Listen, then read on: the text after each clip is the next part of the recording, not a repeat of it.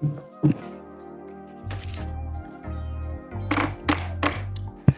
morning, everybody. Welcome to the Board of Administration. Our first order of business is roll call. Here? Here. Patrick Henning for Fiona Ma. Here. Nicole Griffith for Reina Ortega. Here. Jose Luis Pacheco. Present. Kevin Palkey. Good morning. Ramon Rubacava. Present. Yvonne Walker. Here. Melissa Willett. Here. Dr. Gail Willis. Is she excused? Or is she here on Zoom? He's not here yet. Okay. And Michael DeToy. We have our new board member, Michael DeToy, on the Zoom, and he was sworn in on Friday. Michael? I am here. All right. Awesome. I can barely see you. There you are. Okay. So we're going to recess now into closed session for item 1 from the closed session agenda, and we will immediately reconvene in open session after the closed session. Thank you, everyone.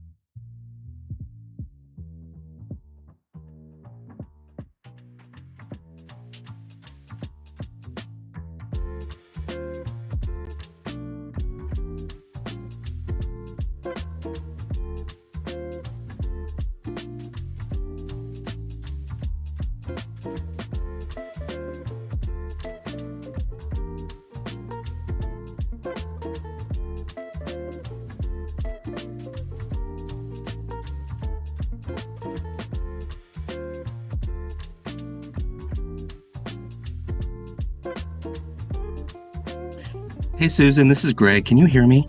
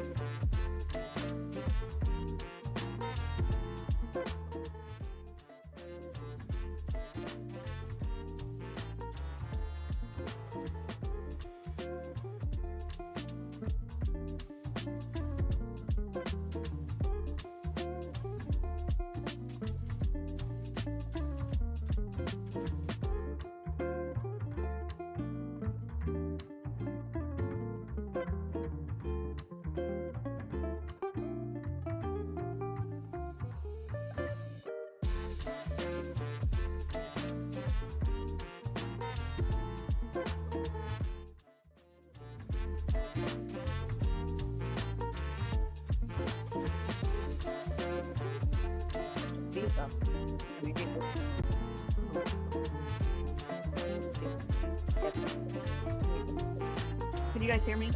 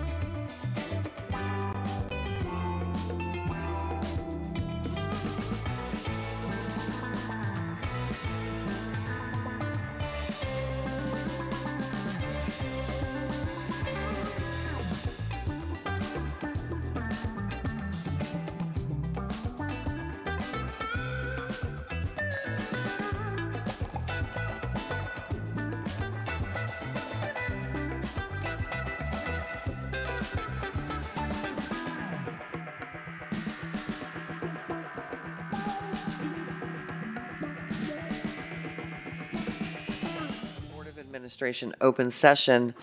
And you guys don't need to leave. We're just going to move into the Finance Administration Committee meeting right now. So that'll take us a few minutes to reorganize the seats.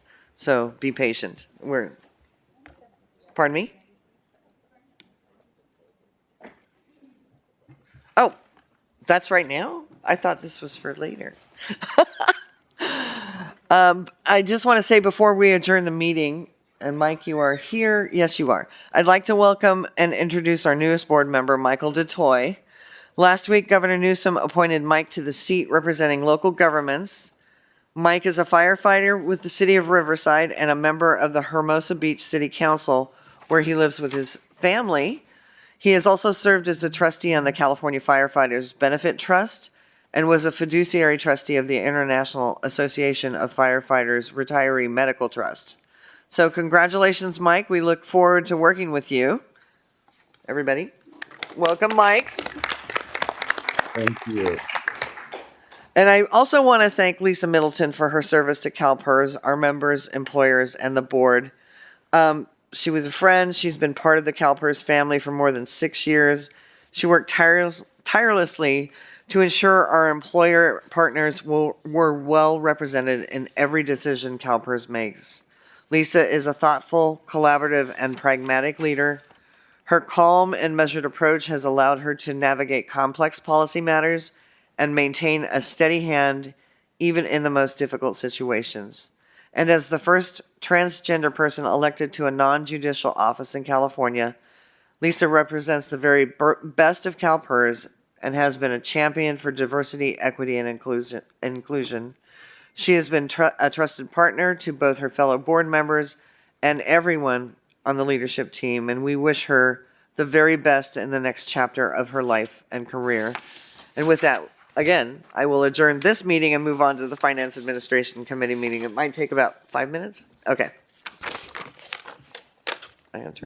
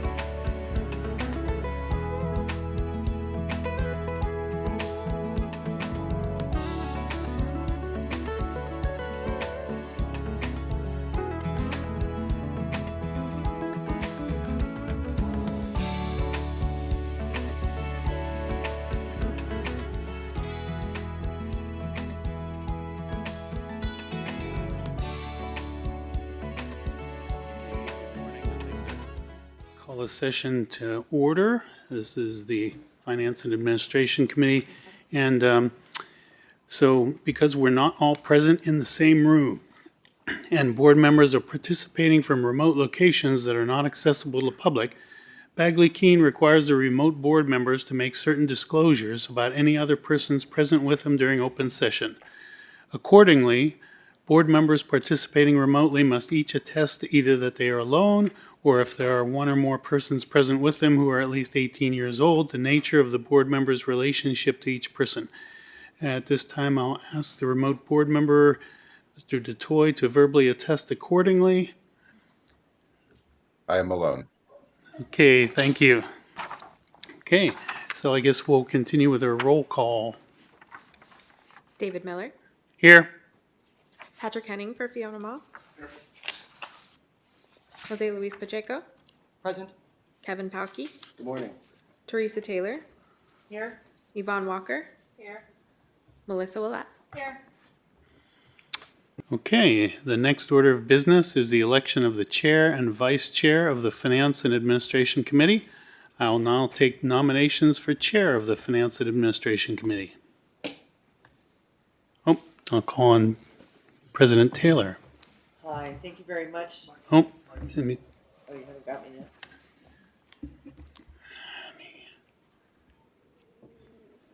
try to get it. Got it? No, let me try it again. There we go. Did that do it? Yeah. Oops. There we go. Thank you very much, Mr. Chair. I would like to nominate Kevin Palke as Chair of Finance and Administration Committee. Okay, a nomination is made. Are there any other nominations? Are there any other nominations? Are there any other nominations? I have a motion to approve Kevin Palke as chair, and so I'll ask for the roll call. Oh, we do need a second. I'll call for, do we have a second? I'll second. Seconded by Director Willett.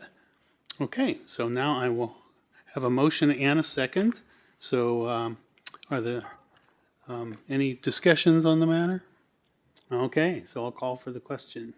Oh, we have to ask for nominations again? Okay. Okay, are there any other nominations? Any other nominations? Any other nominations? Okay, I have a motion and a second to approve Kevin Palke as chair, and now I'll call for the roll call vote.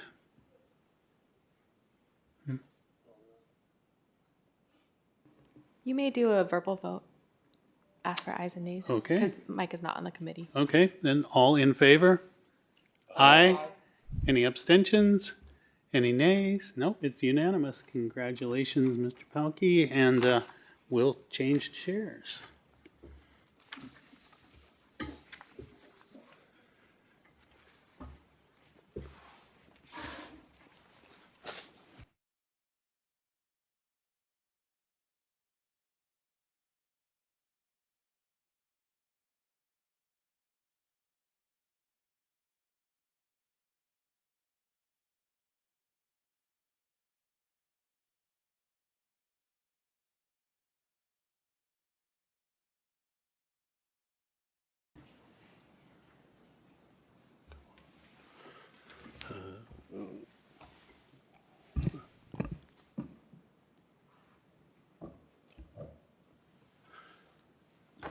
Thank you. So at this time, I'll open the floor for nominations for vice chair. And I would like to nominate Melissa Willett. I'll second that. I have a motion and a second. Are there any other nominations? Are there any other nominations? Are there any other nominations? Seeing no other nominations, all those in favor say aye. Aye. All those opposed? Any abstentions? There we go. Congratulations, Mrs. Willett. Change seats again? Now we shuffle. No? They'll figure it out.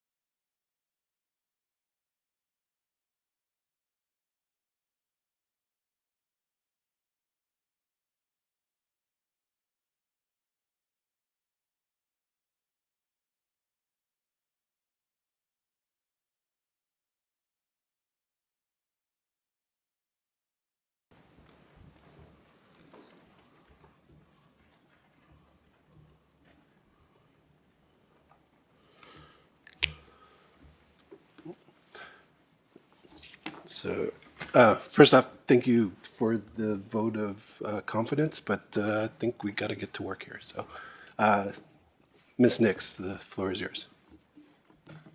Thank you.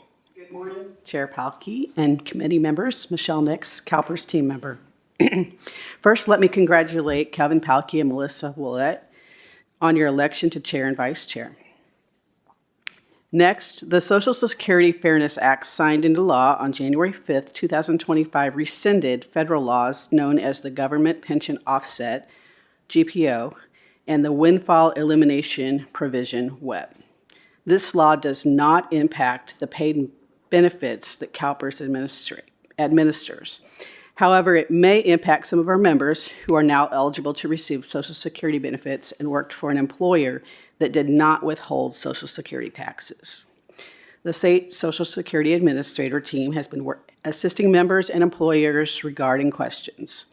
Our team has also worked to update external website resources, and we continue to refer members to visit the Social Security website for more information. I'm happy to report that as of February 12th, 2025, the California Employers Pension Pre-Funding Trust, or the CEPT, is now $293 million with 101 contracted employers. That's a milestone for us, over 100. The action consent agenda item before you today consists of Judges 1 and 2 Retirement System Actuarial Valuation Report and Employer and Employee Contribution Rates. It also includes the Legislators' Retirement System Actuarial Valuation Report and Employer-Employee Contribution Rates. We've removed Agenda 4F, the contract extension of the Investment Office Total Fund and Capital Markets, from the action consent agenda. Additionally, the agenda has one action item seeking your direction. The 2025 CalPERS Board of Administration Member-at-Large Notice of Election presented by Dallas Stone. The next Finance and Administration Committee is scheduled for April 14th, 2025, and will include the following: Semi-annual Contracting Perspective Report, Valuation Report for the 1959 Survivor Benefit Program, the Semi-annual Financial Report for the PERF, Semi-annual Health Plan Financial Report, Pensions Contract Management Report, Investment Data and Technology Modernization Initiative, the 2025-26 Annual Budget Proposal, the Annual Review of Board Member Employer Reimbursements, and State and Schools Valuation and Employer and Employee Contribution Rates. Thank you, Chair. This concludes my report, and I'd be pleased to take questions at this time. Thank you for that report. I don't see any questions, so great report. Okay. No questions are good, right? Perfect. Next up, we have action consent items. I need a vote on that, yes? I got a motion from Jose Luis. Do we have a second? A second from David Miller. Any discussion? All those.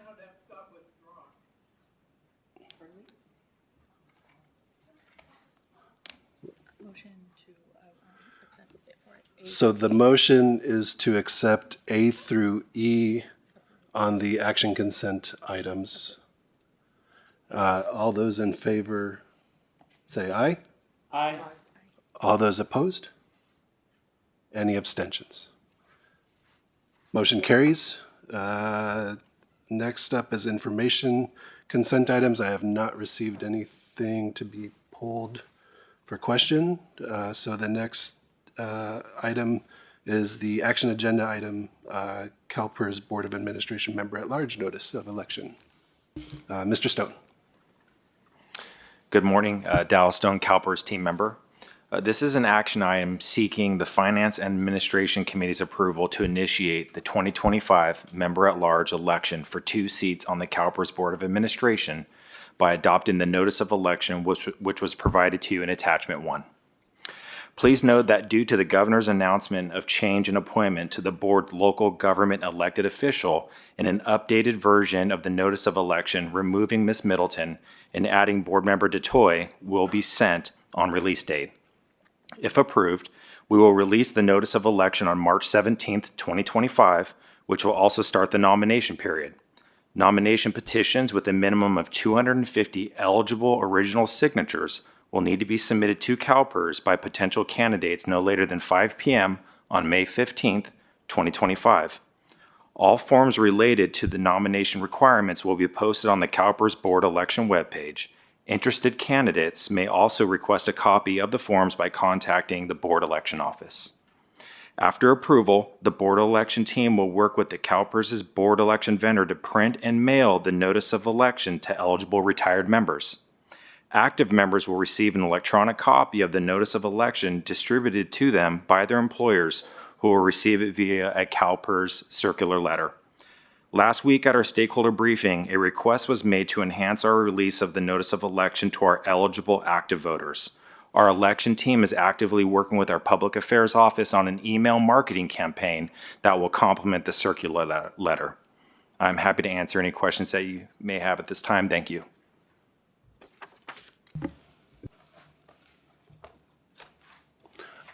Mr. Stone, I don't see any questions. I do have, if there is no other questions from the board, I do have one public comment before we vote here. I have JJ Jelensik on 6A.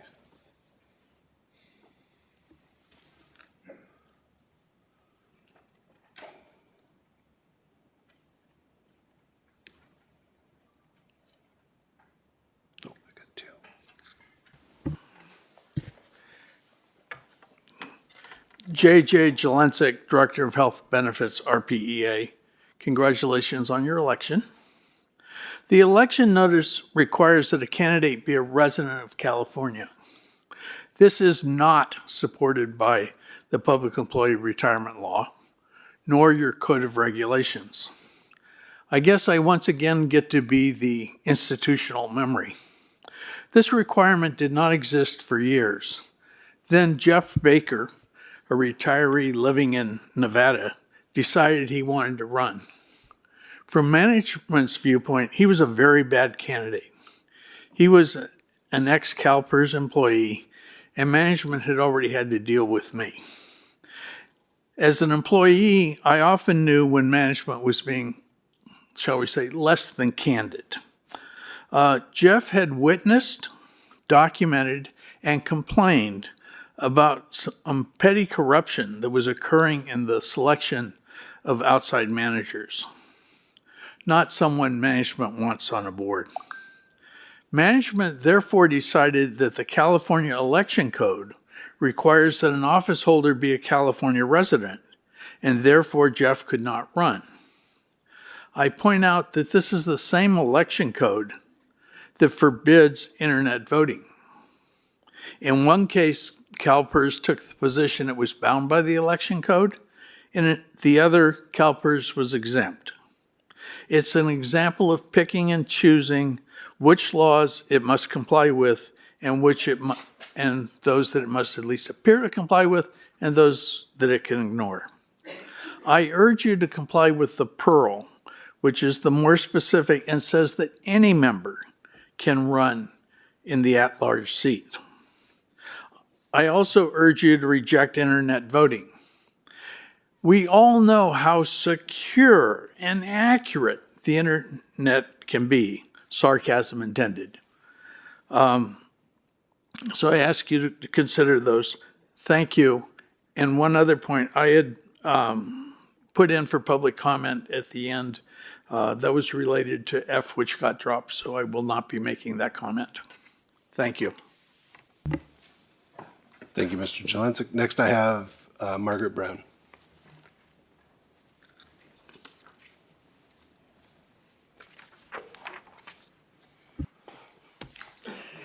Good morning. Thank you. My name is Margaret Brown. I'm president of the Retired Public Employees Association of California.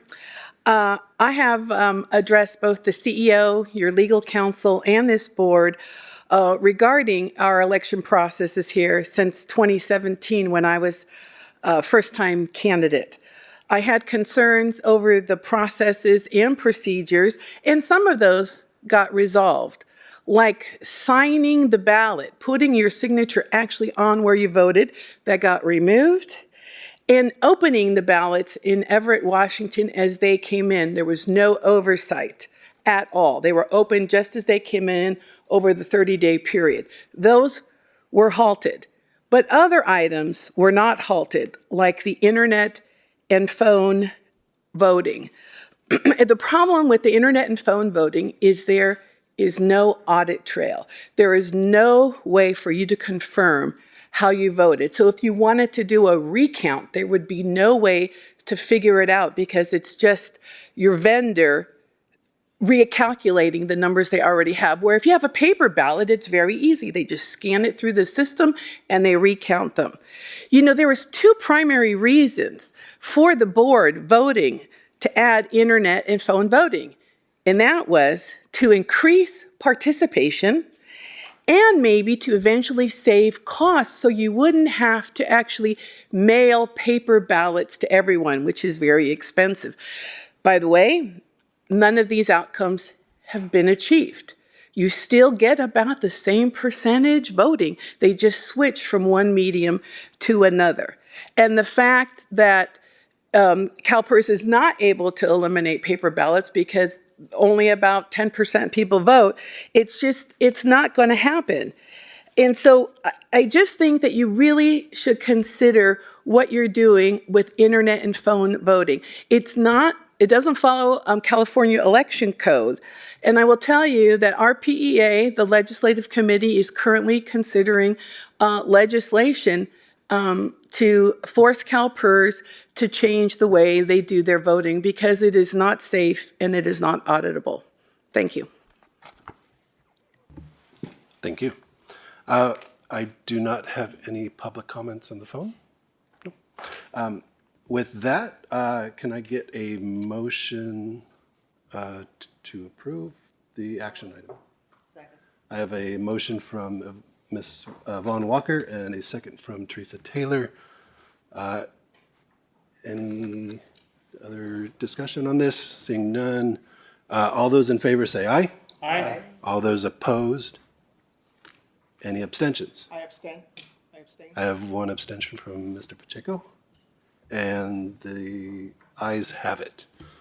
The election, next up is the information agenda items. Ms. Nix.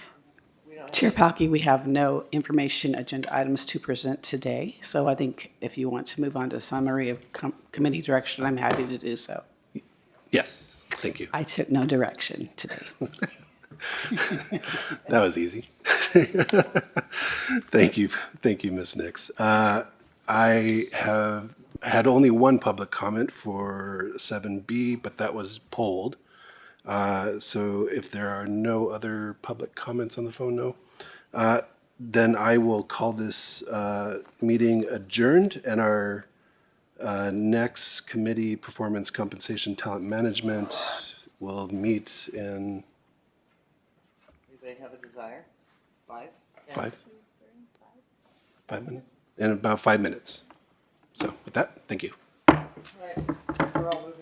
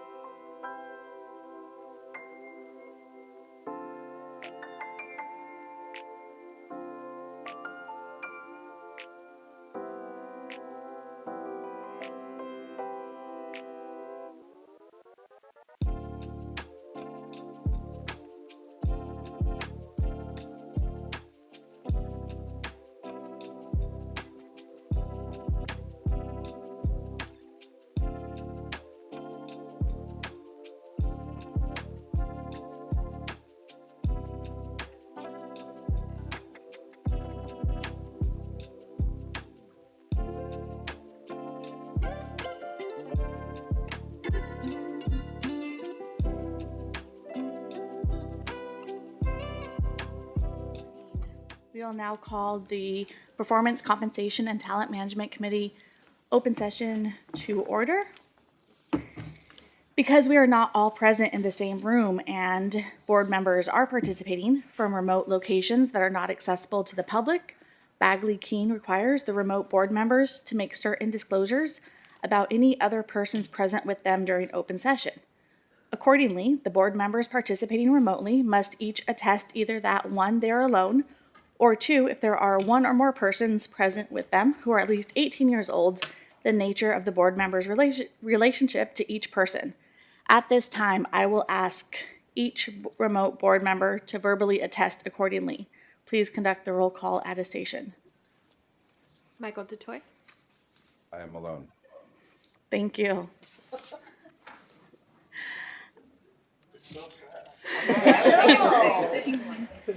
We're sorry, Mike. You're with us in spirit, Mike. The next order of business is the election of the chair and vice chair of the Performance, Compensation, and Talent Management Committee. And for this, I will hand the gavel over to Kevin Palke. I will. No.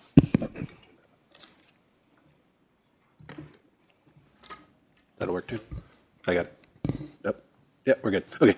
I will now take nominations for chair of the Performance, Compensation, and Talent Management Committee. Are there any nominations? Yeah. I'd like to nominate Melissa Willett for the chair of the Performance, Compensation, and Talent Management Committee. I have Second. a nomination from Ms. Awan Walker and a second from Ms. Teresa Taylor. Are there any other nominations? Are there any other nominations? Last call, any nominations? Seeing no other nominations, I have a motion to approve Melissa Willett as chair. And I need a roll call. Melissa Willett. Yes. Kevin Palke. Yes. Malia Cohen. Yes. Arena Ortega. Michael DeToy. Yes. Teresa Taylor. Yes. Yvonne Walker. So the motion passes. Congratulations, Mrs. Willett. Thank you. I will now pass the gavel back to Melissa. Thank you. Thank you, everyone. And I will now take nominations for vice chair of the Performance, Compensation, and Talent Management Committee. I will recognize Kevin.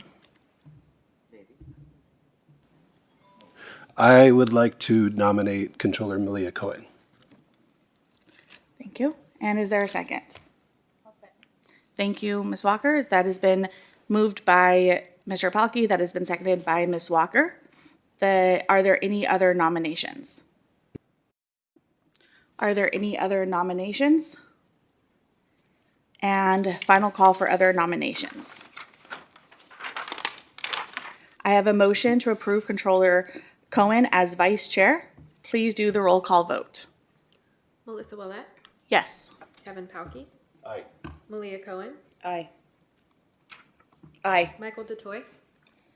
Yes. Arena Ortega. Aye. Teresa Taylor. Aye. Yvonne Walker. Okay. The motion passes. Congratulations, Controller Cohen.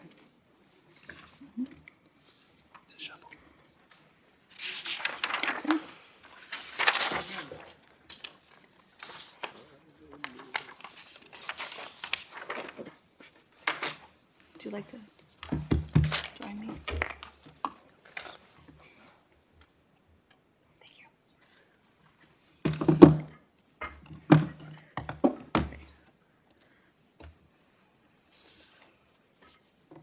right, thank you. Thank you. And with that, we'll move to our item 3 of our agenda, the executive report. Chair Willett. Dr. Gail Willis is now online, so we will need Oh. to read the open attestation. I apologize. Thank you. Good morning, Dr. Willis. Because we are not all present in the same room and because board members are participating from remote locations that are not accessible to the public, Bagley Keene requires the remote board members to make certain disclosures about any other persons present with them during open session. Accordingly, the board members participating remotely must each attest either that one, they are alone, or two, if there are one or more persons present with them who are at least 18 years old, the nature of the board member's relationship to each person. Dr. Willis, I'm going to ask for you to verbally attest accordingly. I attest to the fact that I am alone. Thank you. Thank you. All right, thank you so much. And now we'll move to our executive report. Good morning, members of the committee. Michelle Tucker, CalPERS team member. Congratulations to Chair Willett and Vice Chair Cohen on your election. In today's session, the committee will receive an update on executive succession planning efforts currently underway. Then in closed session, committee members will receive the CEO's mid-year status report on her incentive plan covering July 1st through December 31st, 2024, as required by policy. I also want to highlight what to expect in the April committee meeting. The board's primary executive and investment compensation consultant, Global Governance Advisors, will present their annual review of incentive metrics and any recommended adjustments for fiscal year 25-26. Also in April, the committee will receive from compensation benchmarking data for statutory positions from McLaughlin Partners based on the comparator groups approved by the board in November of 2022. After a review of the compensation data, GGA will present their initial observations for your consideration. Lastly, in April, GGA will conduct an education session for the committee around incentives and a total portfolio approach. At the June committee meeting, the committee will receive final recommendations for action on the 25-26 incentive metrics and compensation review, if applicable. Thank you, Madam Chair. That concludes my report, and I'm happy to answer any questions. Thank you. Are there any questions from the committee? Okay, seeing none, thank you for that report. We will move to our action consent items.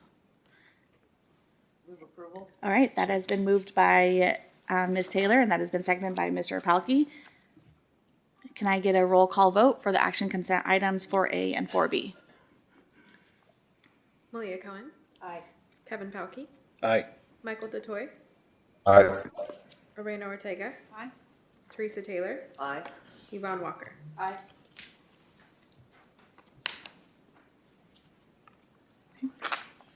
And I have not received any requests to pull an information consent items.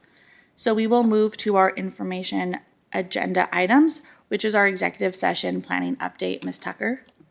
Thank you, Chair Willett. We'll just take a moment to pull up our PowerPoint.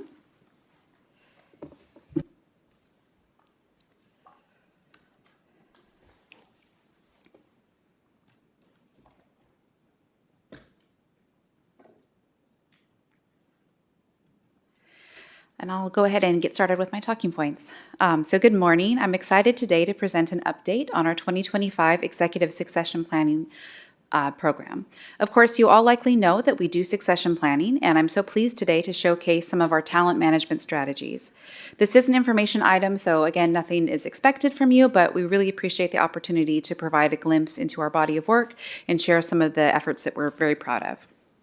Succession planning is an investment in our team members and the future of CalPERS. By preparing today's leaders for tomorrow's challenges, we're not just planning for continuity, we're building a legacy that aligns with our mission and values.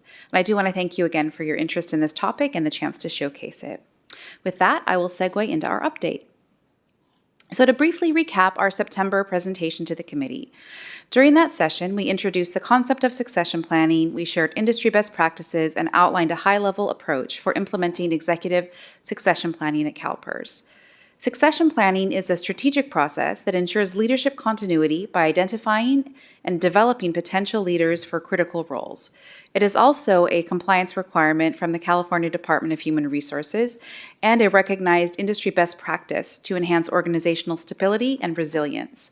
It was also one of the priorities identified in the March 2024 review by the National Association of Corporate Directors. This assessment includes identification of the CEO succession plan and talent oversight as key initiatives. The board's commitment to succession planning aligns with industry research. A Gartner study found that 79% of board members rated executive succession planning as a very or extremely important talent issue. Beyond operational benefits, executive succession planning strengthens external confidence in our leadership. According to an Ernst & Young Center for Business Innovation study, leadership quality constitutes an average of 35% of an investor's decision in valuing a firm.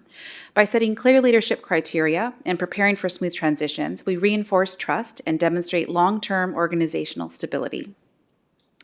At CalPERS, we have a strong leadership pipeline that's equipped to meet the evolving needs of our organization.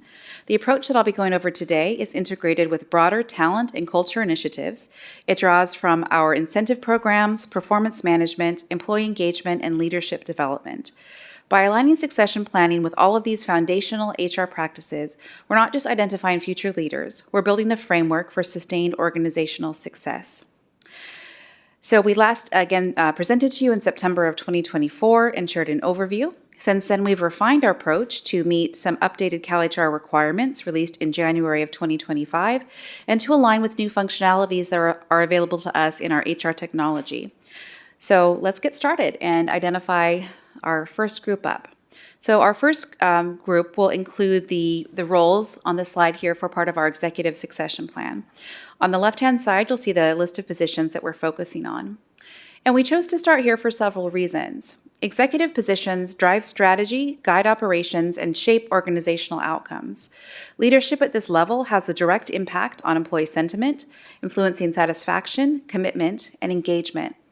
A strong executive leadership pipeline sets the tone for the entire organization and reinforces stability and long-term success. These roles also have a high impact focus. Leadership affects firm performance by 12 to 14%, according to a recent research by Allison Mackey. And we also see that 51 firms over 10 years found that CEOs accounted for a 29.2 variance in firm performance. So these are all just some external factors and facts highlighting how important this work is. Now that we've established the scope of our executive succession planning efforts initially, I also want to let you know that we'll begin rolling out succession planning efforts throughout the organization. My work partnering with Stephen Gilmore in the investment office is going to allow us to focus there as well. And so that and the executive team will be some of our first areas, and then it will filter through the rest of the organization. So now I'll talk about our environmental scans. So in order to begin this work, we needed to do some environmental scans. The importance of succession planning and in terms of candidate preparation really requires that we know what the current and the future demands are of each position. To achieve this, we began by completing an environmental scan, which contained multiple components. Some of these items included key programs within the position oversight. So we looked at all of the different programs reporting to the executives and discussed if there would be any changes. I looked at the essential functions. What are the most critical functions that these roles have to perform? We, again, did an industry scan and examined CalPERS organizational priorities to determine how roles might be expected to evolve and what future skills might be necessary. We also looked at our CalPERS leadership competencies and behaviors and looked at what was most critical for success in each role. And finally, we examined the employee engagement results associated with the program areas and looked for trends. We looked for action plans created by the executives as well as the results. The goal here was to ensure alignment with our organizational culture and leadership priorities. So with that, I think we can talk about some incumbent interviews. So once we completed our environmental scan, we moved on to incumbent interviews. So this was an interview with all of our current incumbents, and we're incredibly grateful for their time and participation. They really brought this process to life and added critical context and depth. So on this slide, you'll see some of the elements that we asked during these interviews. So we talked about what were the critical knowledge, skills, abilities, and perspectives to do the work.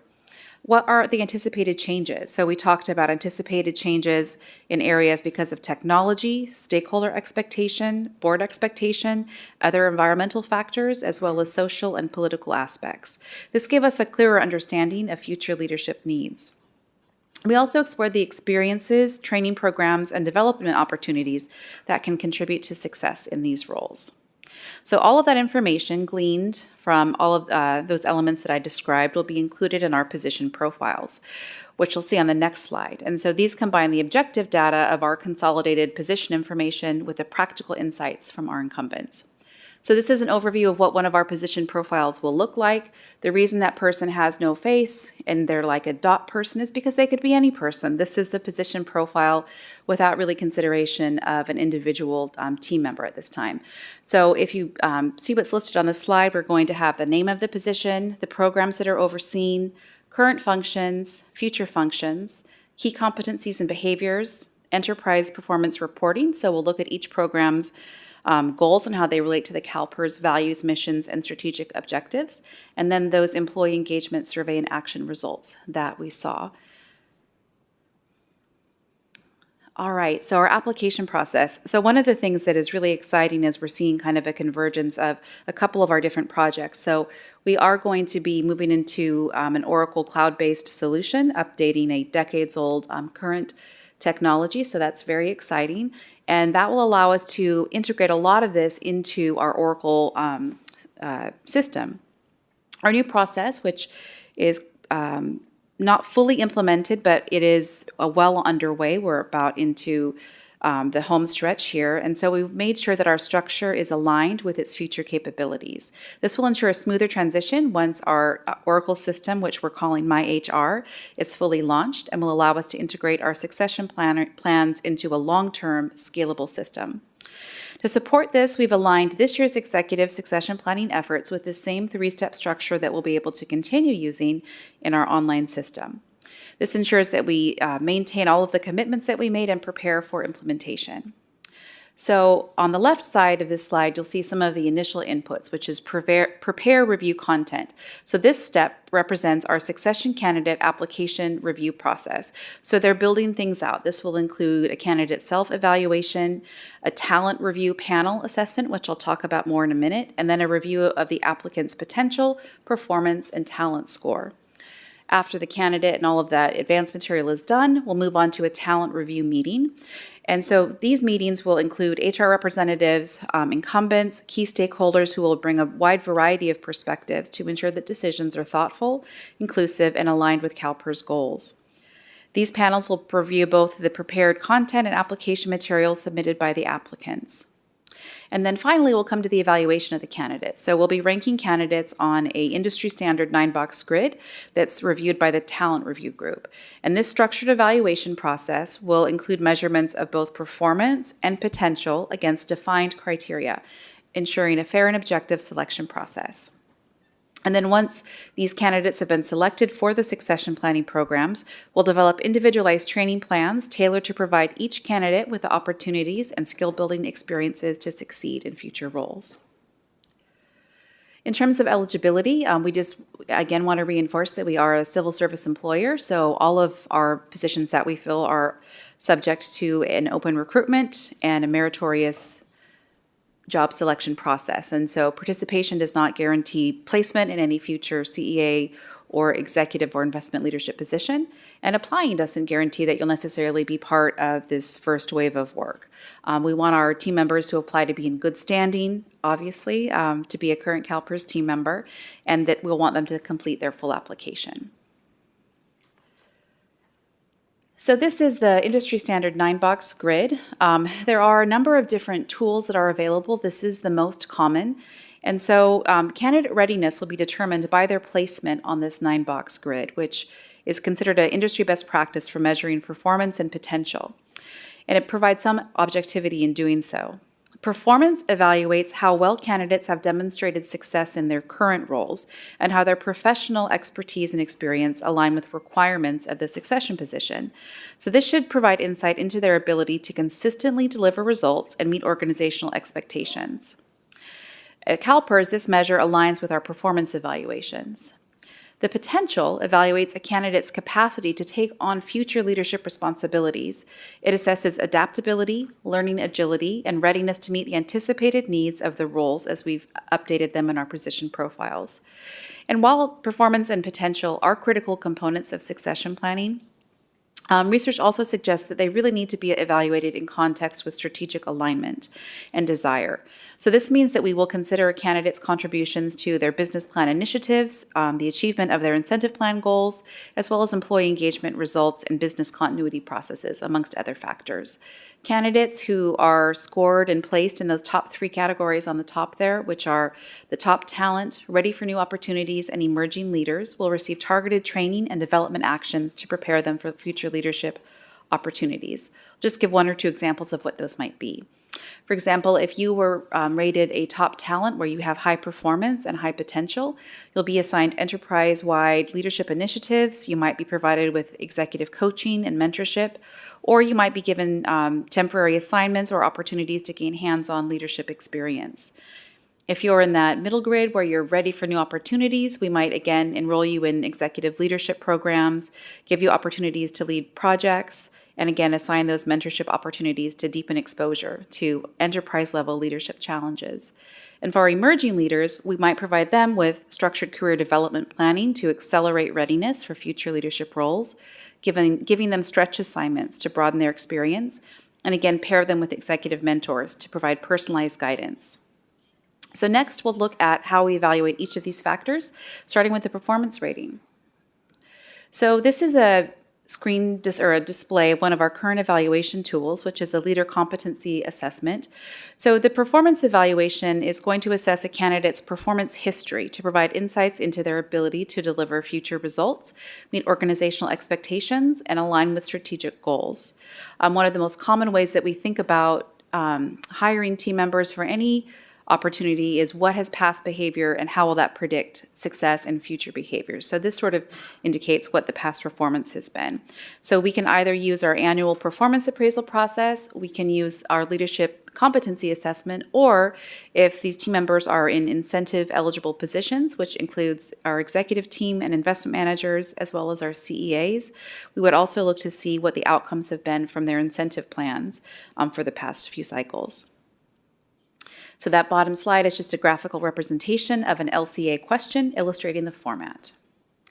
So next, let's talk about the potential element.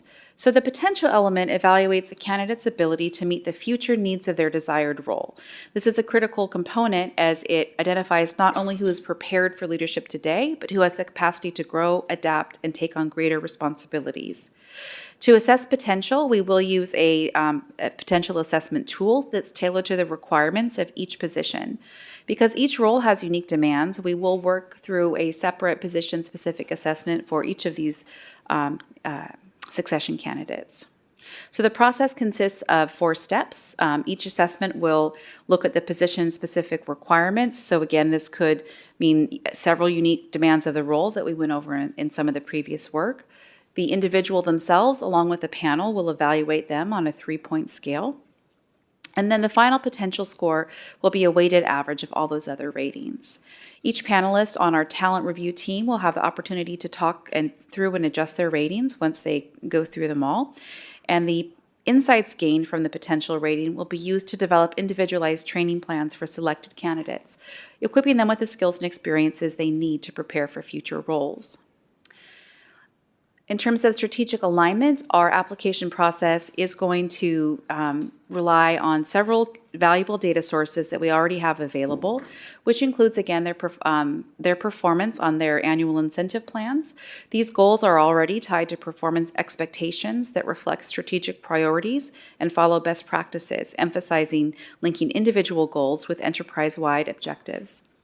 We'll also look at their contributions to our enterprise performance and strategic planning, and we'll review how well candidates have executed employee engagement action plans. Overall, in terms of the future state, we want to make sure that we have development plan goals so that in the succession planning program, candidates can develop goals, focus on areas of improvement, aspirations, and alignment with organizational priorities. By analyzing these factors, we'll gain a comprehensive understanding of how the candidates approach goal setting and ensure their objectives align with ours. So then in terms of the talent profiles, this will be a new component of our new technology solution, which will allow team members to build out their own talent profile containing all those elements on the slide. So this is something that you might currently now have people submit a resume for, but in our new system, people will be able to build a talent profile. So that's pretty exciting. We're excited to see that rolled out. And this will also allow us to use the tool to evaluate candidates' past performance and match them to ensure alignment. We also will contain an optional demographic survey, so this won't be anything that is used for the selection, or really part of the application process per se, but it is something that we want to make sure that we're tracking. One of our goals, of course, is to match our workforce composition to the workforce of California and to the members that we serve. So this is an important component that will allow us to aggregate and make sure that this program reflects our community. And then once we have all of those elements completed, a complete application process package is required. So this sort of evaluates what all of those different components are. So we'll be having a look at their potential assessments. They'll be assigned a talent score. We'll also look at the outcomes of their self-evaluations. And we'll look at all the additional information that we talked about, those profiles, all of those different indicators. And then to bring us full circle, this is again our succession candidate selection process, which will provide a summary of how candidates will be selected. Again, we'll curate some specific content, including self and panel evaluations. We'll create talent review meetings, which of course, if for the CEO or the CIO, obviously the board is the really critical role there. For our executive team members, they would include our CEO, of course, as well as any other business partners and an HR representative. And then in terms of outcomes, candidates will receive a talent score, a readiness level, and we'll work with them on development plans. So that does conclude my presentation today. I provided an in-depth overview of our 2025 Executive Succession Plan. I just really want to thank you again for this chance to highlight our work on succession planning. I'm happy to take any questions that you may have. Thank you. We do have some questions. First, I'd like to recognize Ms. Taylor. Thank you very much. Ms. Tucker, excellent presentation. And I will say it was very detailed. So I think when we took our survey, I think the board was looking more at CIO, CEO, but it's nice to know that you guys took it seriously enough to really drill down on this for the whole organization. And something that, it's important that we are making sure that we have talent from the pool of our own employees. So I really, really appreciate that. It's a very, very good plan. I think you've got, it would be hard to say that you aren't being fair with all of these steps and stuff. So I look forward to seeing how this works out for us, and hopefully we'll have a huge pool of really qualified folks. So thank you very much. All right, thank you. Next, I have from Jose Luis Pacheco. Yes, thank you. Chairman Willett, and thank you, Ms. Tucker, for your presentation. I want to go back to number 20, the graph on page 14 on the application process, demographic survey, and so forth. And with respect to the disability status, how robust is the disability status information in this survey? Does it take into account the mental, physical, a variety of different categories, or is it very broad base? So this survey is something that we would be creating just for this process, and so we are going to mirror the categories that are available on the CalHR tool. So we're not coming up with anything unique in terms of measurements for this. There's currently language now where we ask regularly about team members or state employees' disability status, so it's going to mirror those fields. So it does allow you generally to just select if you have a disability or if you do not, and then it provides examples of what those would be. So we're not going to track the specific disability. We're just asking, do you have a disability status? And then we list what some of those are. But with respect to the survey, would you be able to? Will the individual be able to write in what specific disability they have, or is that something that's not available, or that's going to be a part of the roadmap? Typically, we had just meant to indicate whether or not team members have a disability status or not. Even though, as Ms. Taylor said, we hope this will be a large pool, it's still small enough that we don't know that, we don't expect to have, no, we're not going to be tracking. Okay. I just wanted to verify whether or not, and so forth. Yeah. Thank you so much for your comments there. Thank you. All right, thank you. We have a few more comments here. I will go to Ms. Ortega. Thank you, Madam Chair. For the questions about the disability survey, I just thought I would point out that the survey is available on the CalHR website. So you could take a look at what gets sent out. Employees can go and update at any time. And there's usually a big push in October of every year to have everyone refresh the survey or have new employees complete the survey. Thank you. Thank you. Next, Mr. Palkey. Thank you, Madam Chair. Great work. I'm really excited that we're starting to see sort of like all the pieces of the puzzle come together on this one. And I appreciate the amount of effort going into all the work that's being done. I did have a question. The panel evaluations on page 15 of 17. I've never heard of that. How is that done?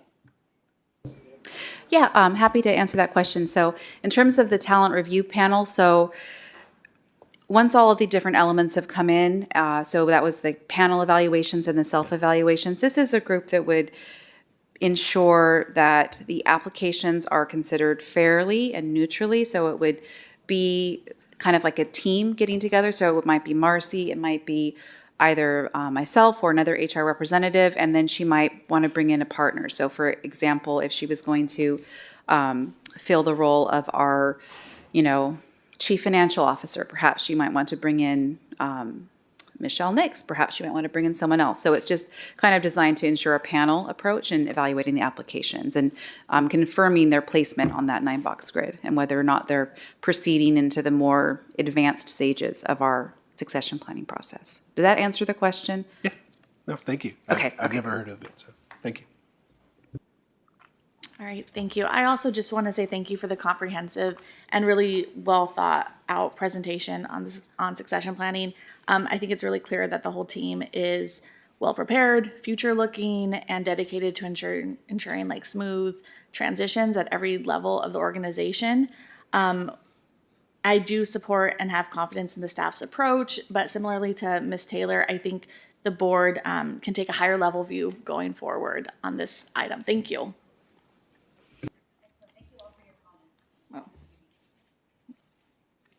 Thank you.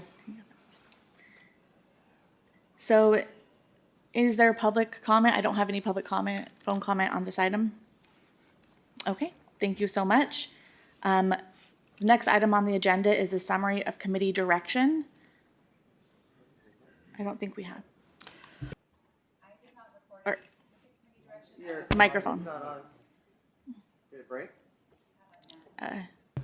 I pushed the wrong button. Thank you. There's only one button, and yet I did not record any committee direction other than just your comments which I appreciate, that we're doing well, and in the future more focus on the CEO and the CIO for the board. So thank you. Thank you. And I do not have any public comment.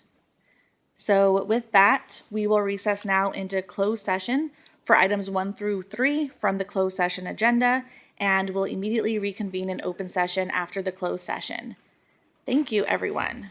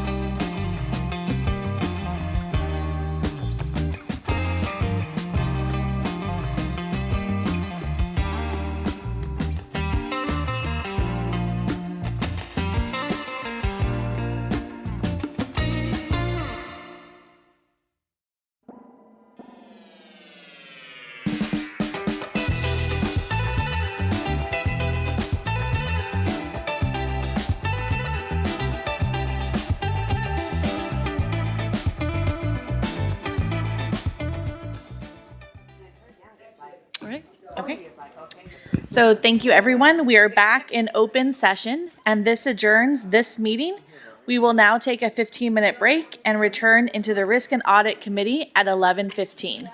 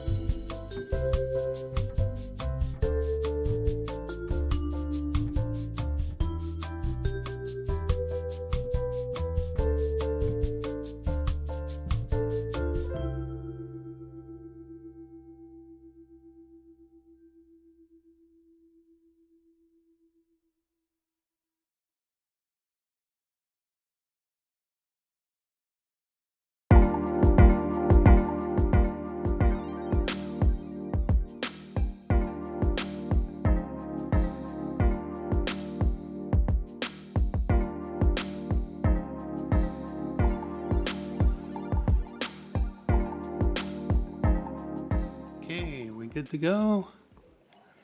Okay, I'm going to call the meeting to order. This is a Risk and Audit Committee, and the first order of business is the attestation for, because we're not all present in the same room. Oh, first? Okay. Okay, we'll do the roll call first.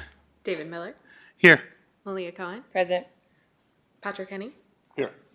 Jose Luis Pacheco, Present. Kevin Palkey, Good morning. Ramon Rubalcaba, Present. Melissa Willett. Okay.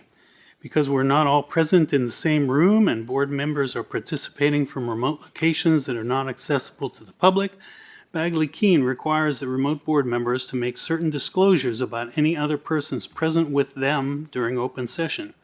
Accordingly, the board members participating remotely must each attest either that they are alone, or if there are one or more persons present with them who are at least 18 years old, the nature of the board member's relationship to each person. At this time, I will ask each remote board member to verbally attest accordingly. Please conduct the roll call attestation. I attest that I am alone. And is Dr. Willis with us? Okay. Great. So we'll move on, and the first order of business is I guess I will do the nominations. Okay, I'll take nominations for Chair of the Risk and Audit Committee. Do I have any nominations? I'll call on Director Willett. I nominate Controller Cohen. Okay. Do we have a second for that nomination? Seconded by Director Pacheco. Are there any other nominations? Are there any other nominations? Are there any other nominations? No, there are no other nominations. So I have a motion to approve, seconded for Controller Cohen as chair. So let's have a roll call vote. Okay, all in favor? Aye. I'll abstain.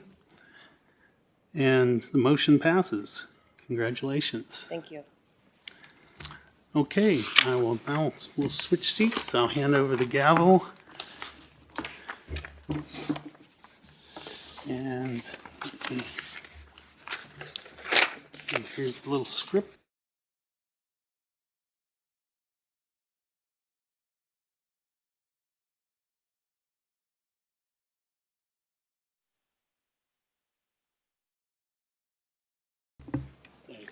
All right, good afternoon, ladies and gentlemen. Thank you very much. I will now take nominations for Vice Chair for the Risk and Audit Committee. Is there a nomination for Vice Chair? Mr. Palkey.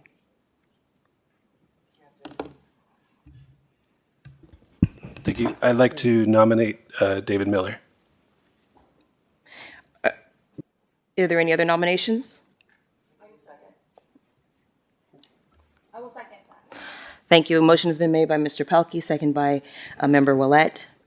Are there any other nominations? Any other nominations? Any other nominations? All right, I have a motion to approve David Miller as Vice Chair. Please, let's call the roll. Just do a bit of voice. You would like to do it by voice acclamation? Madam Chair, Yes, sir.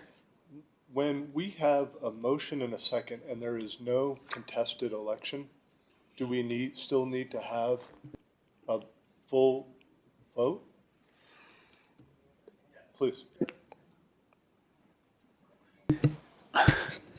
Matt Jacobs, General Counsel. Is your question whether we still need to take a vote? Yes, Yes, it is. Yes, we do still need to take a vote. even though there's only one person for the position. Yes. Okay, Theoretically, you could have no votes, you could have abstentions. okay, You need a majority vote. okay. All right, thank you, Mr. Jacobs, for the clarity. We'll do a roll call vote. David Miller, Aye. Patrick Henny, Aye. Jose Luis Pacheco, Aye. Kevin Palkey, Aye. Ramon Rubalcaba, Aye.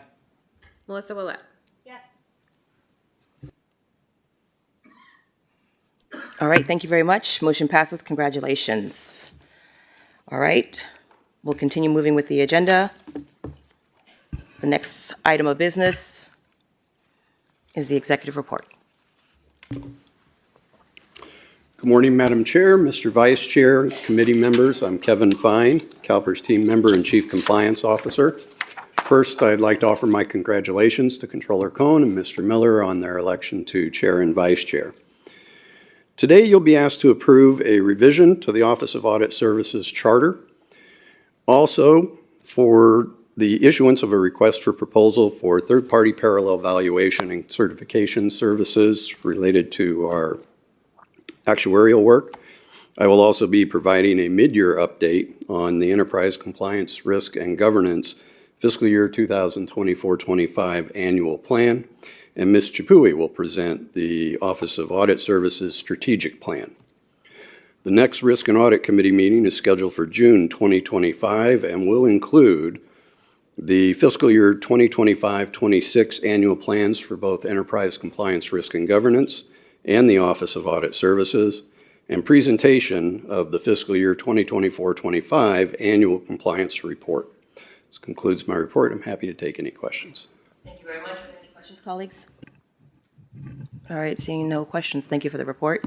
We'll move on to the next item.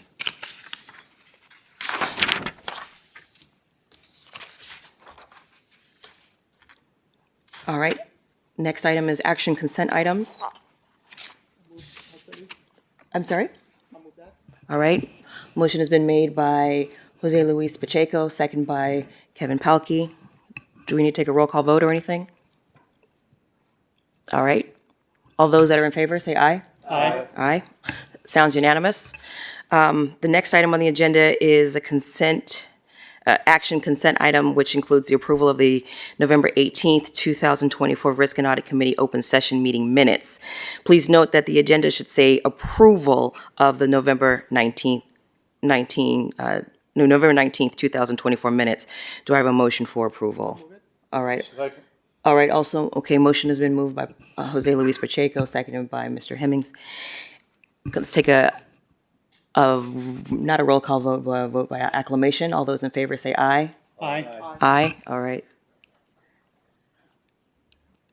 Sorry, Ms. Cohen, but I would still suggest that you ask for no votes. Okay, all those that are opposed with a no vote? Please let the record reflect that there are no votes. All right, next item, information consent item. Is there a presentation? You can just check to see if there was anyone who wants to pull an information consent item, and if not, you can move forward to item 6. Okay. Colleagues, is there an item that you'd like to pull for the discussion? No? Seeing that the panel says no, we'll move on to item number 6. Item number 6 is an action item. Office of Audit Service Charter Revision. Welcome to our presenter.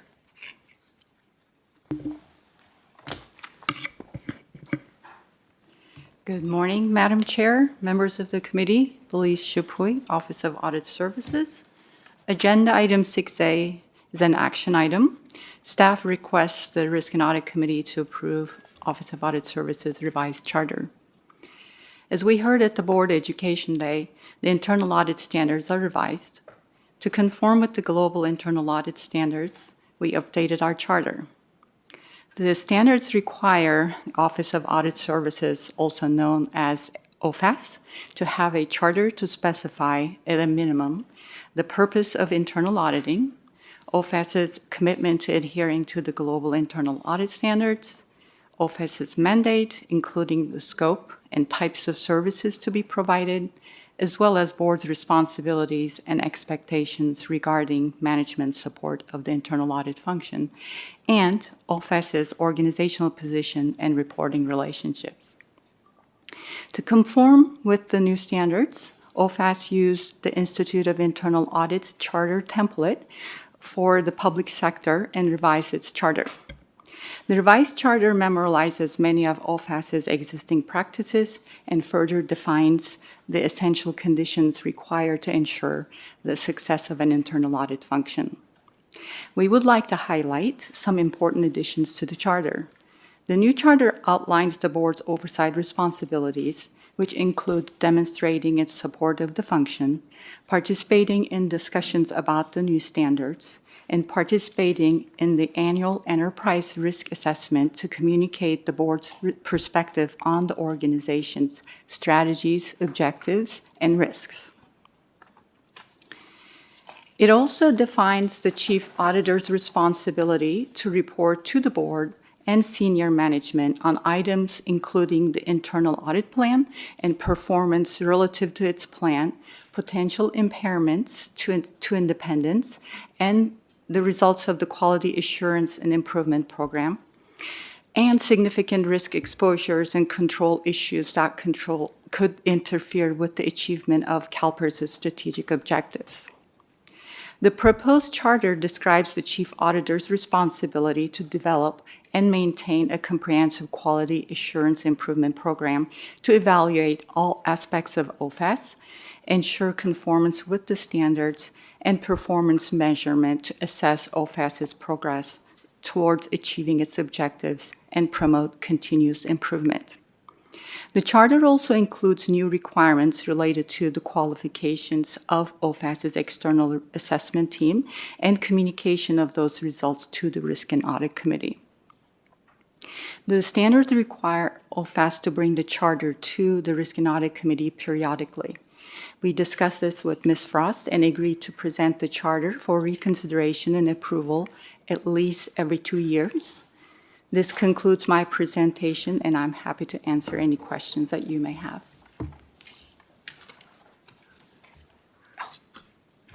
All right, thank you very much for your presentation. We need to take a moment. Dr. Gail Willis has just joined our meeting, and we need to pause to do the open session attestation. Dr. Willis, are you on? Yes, I am. All right, thank you for joining us again. The chair for each open session, good morning, board members. Because we're not all present and in the same room and board members are participating from remote locations that are not accessible to the public, Bagley King requires the remote board members to make certain disclosures about any other persons present with them during open session. Accordingly, the board members participating remotely must each attest either that, one, they're alone, or two, if there are one or more persons present with them who are at least 18 years old, the nature of the board member's relationship to each person. At this time, I will ask each remote board member to verbally attest accordingly. Let's call the roll. Yes, I attest to the fact that I am alone. Thank you. Thank you very much. Okay, we will continue with our business.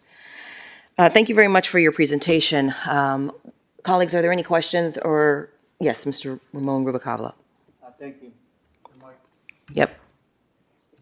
Thank you. Thank you for the presentation. My question goes, at the last presentation, your last meeting, you sort of covered it and it's in your background memo, but I wasn't in the committee at that point. I didn't think it was appropriate to ask, but I'll ask now. There's a statement here that the CalPERS that the Office of Audit Services is using the standards under the IIA, which is the Institute of Internal Auditors, Global Internal Audit Standards, versus with the other option would be the Government Audit Standards issued by the Comptroller General of the United States, known as a Yellow Book. So why did we choose the IIA versus the government standards? Historically, that has been our practice since the government code allows us to choose, you're right, between the two. And CalPERS had opted for that. That predates me. Oh, okay, so it was not a recent decision. No. But it is relevant to the work we do. It's internal auditing versus the yellow book, which I used to practice at my previous job, the Department of Finance, because we performed external audits. We were the external entity to the local governments and departments that we audited, so we adhere to the yellow book, the auditing standards. Well, thank you for explaining that to me. This is my first day on this committee, so thank you. Now I understand. Thank you very much. All right, thank you. Colleagues, any other questions? All right. Thank you. Thank you, Chair Cohen, and thank you very much for your presentation. I just want to go on the purpose of the Office of the Audit Services Charter. The OFAX, the statement regarding this, the OFAX is independently positioned with accountability to the board. Can you elaborate on that and what is the governance around that? Thank you. Yes, governance around it. I functionally report to the Risk and Audit Committee and administratively to the CEO, Ms. Frost. That means that I am accountable to the board, and I'm positioned independently in the organization to execute our responsibilities as required by the standards we follow. And under these new standards, now we have been following these standards. Nothing has changed, and that has been our practice. Functionally, I have been reporting to the Risk and Audit Committee. Okay, very good then. No, that's all I wanted to verify. Thank you very much. Mr. Ruvacala. Yes, McCoy, I have another question. I wasn't sure we were going into the attachments. I appreciate the need for a new charter. Yes. And it is more detailed than the previous one, but more detailed. And one of those detail items I noticed is that the board is going to authorize your office to have free and authorized access to the health plan contractors, including claims information, but then there's a caveat subject to applicable federal and state laws. So in the past, has your office looked at claims information? Because I thought that was that was handled elsewhere.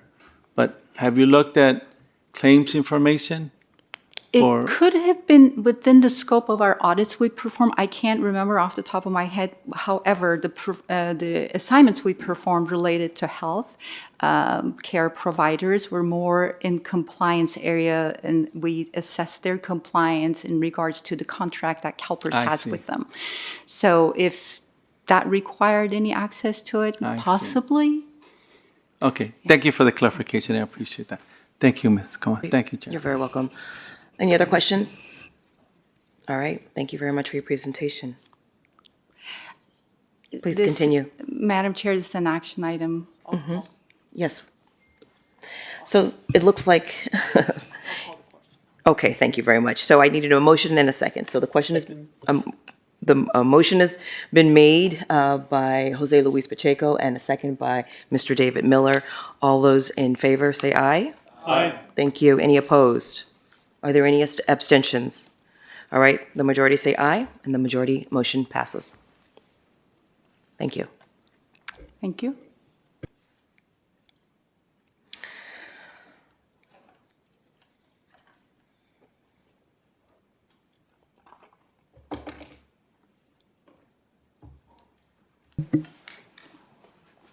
Welcome. Good morning, Madam Chair, committee members. I am Randy Zubek from the CalPERS actuarial team. I'd like to spend just a few minutes this morning talking to you about item 6B, which is an action item. And in this item, we're asking you to approve the release of a request for proposal to qualified actuarial firms to perform reviews and certifications of various products released by the CalPERS actuarial team. We also refer to these as parallel valuations, as the contracted firm will be attempting to actually replicate the results in the reports that they look at. Now, this is not a new process for CalPERS. This is something we've done for years. This is just the beginning of a new cycle, and we do think it's an important thing for us to continue to do.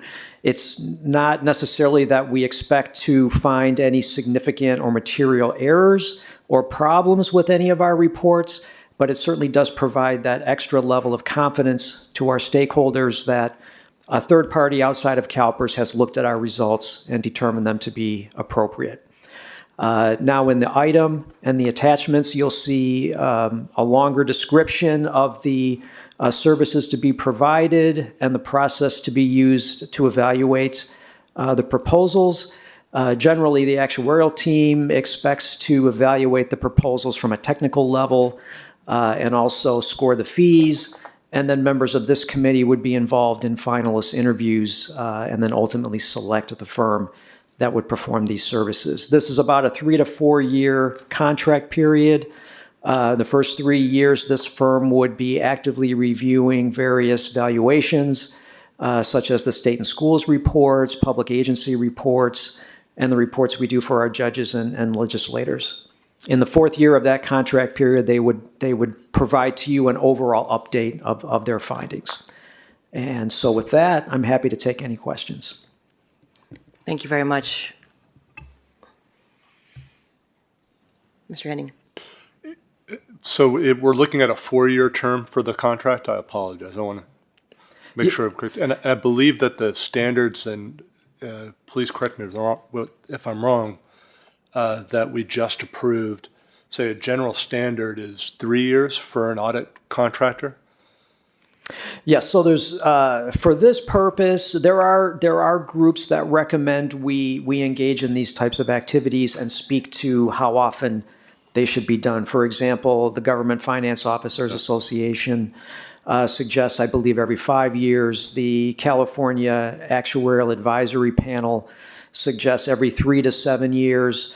So there's no real consensus regarding how often these things should be done. We believe each of our groups of reports under this process is being looked at and replicated every 4 years, essentially. And we certainly believe that to be appropriate and satisfactory. And Madam Chair, if it pleases, just have one other follow-up, by all means. which was, after those 4 years, do we go back again out to contract? Is this particular contractor banned from bidding again, so we don't end up with the same contractor for another 4 years? There's no ban. We've had the same firm selected twice in a row. You all will be making that final selection, knowing who the last firm was that provided these services. But yes, this we're asking you to approve just that we're going to send out the request for proposal for this 4-year contract. We'll be back to you 4 years from now to start it again. Okay. All right. Thank you. We'll go to the next member. Yes. Thank you, Chair Cohen. Thank you for the presentation. The memos mentions March the 19th is the release date for the RFP. I was wondering about the timeline.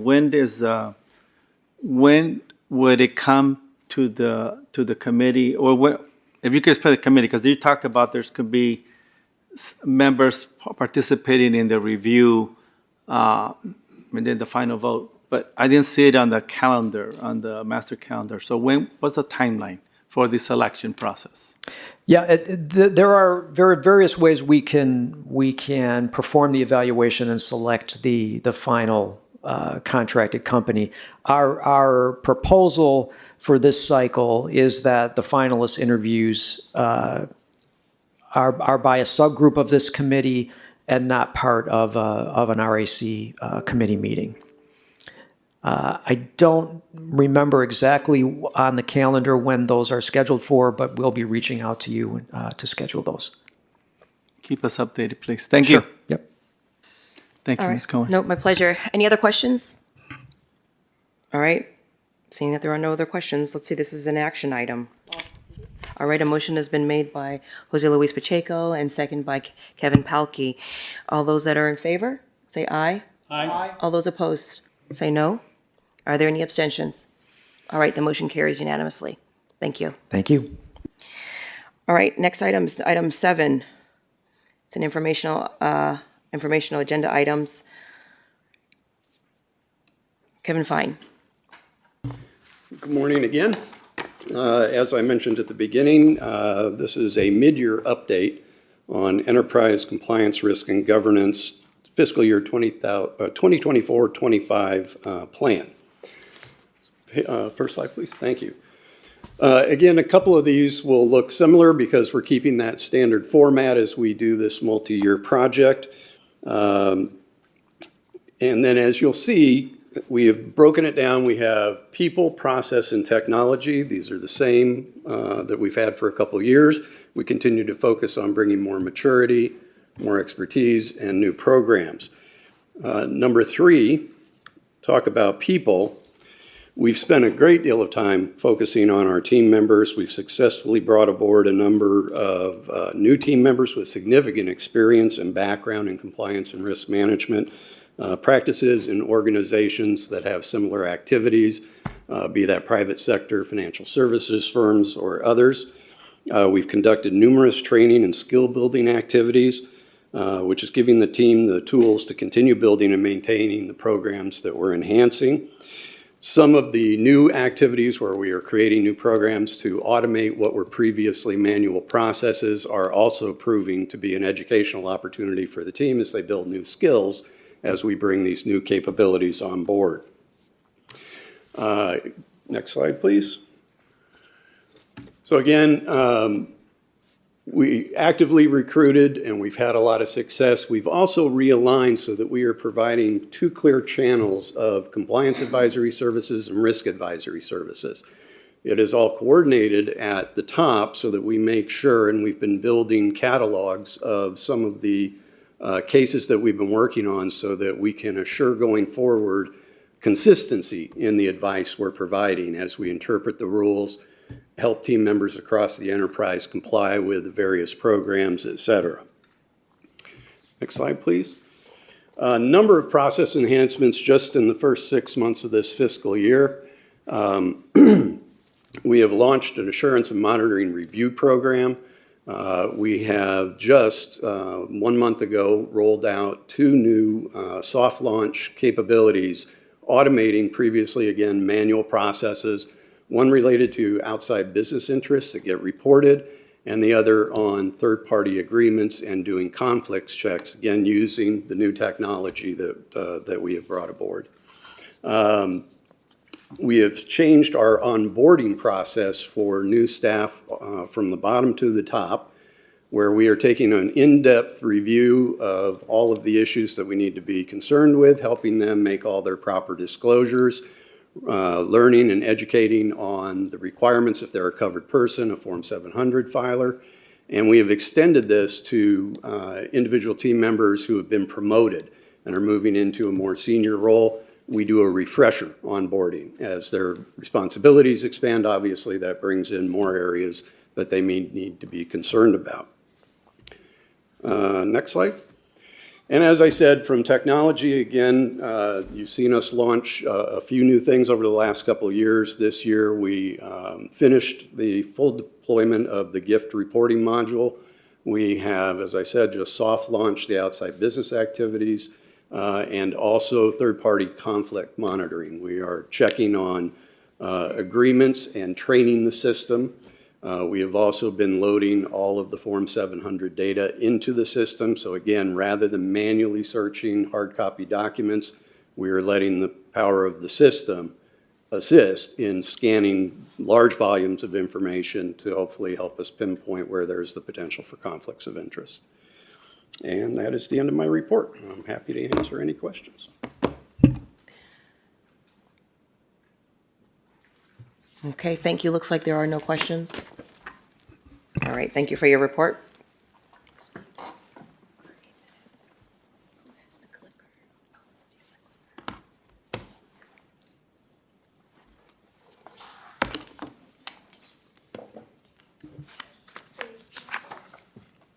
Unless you're willing to do that.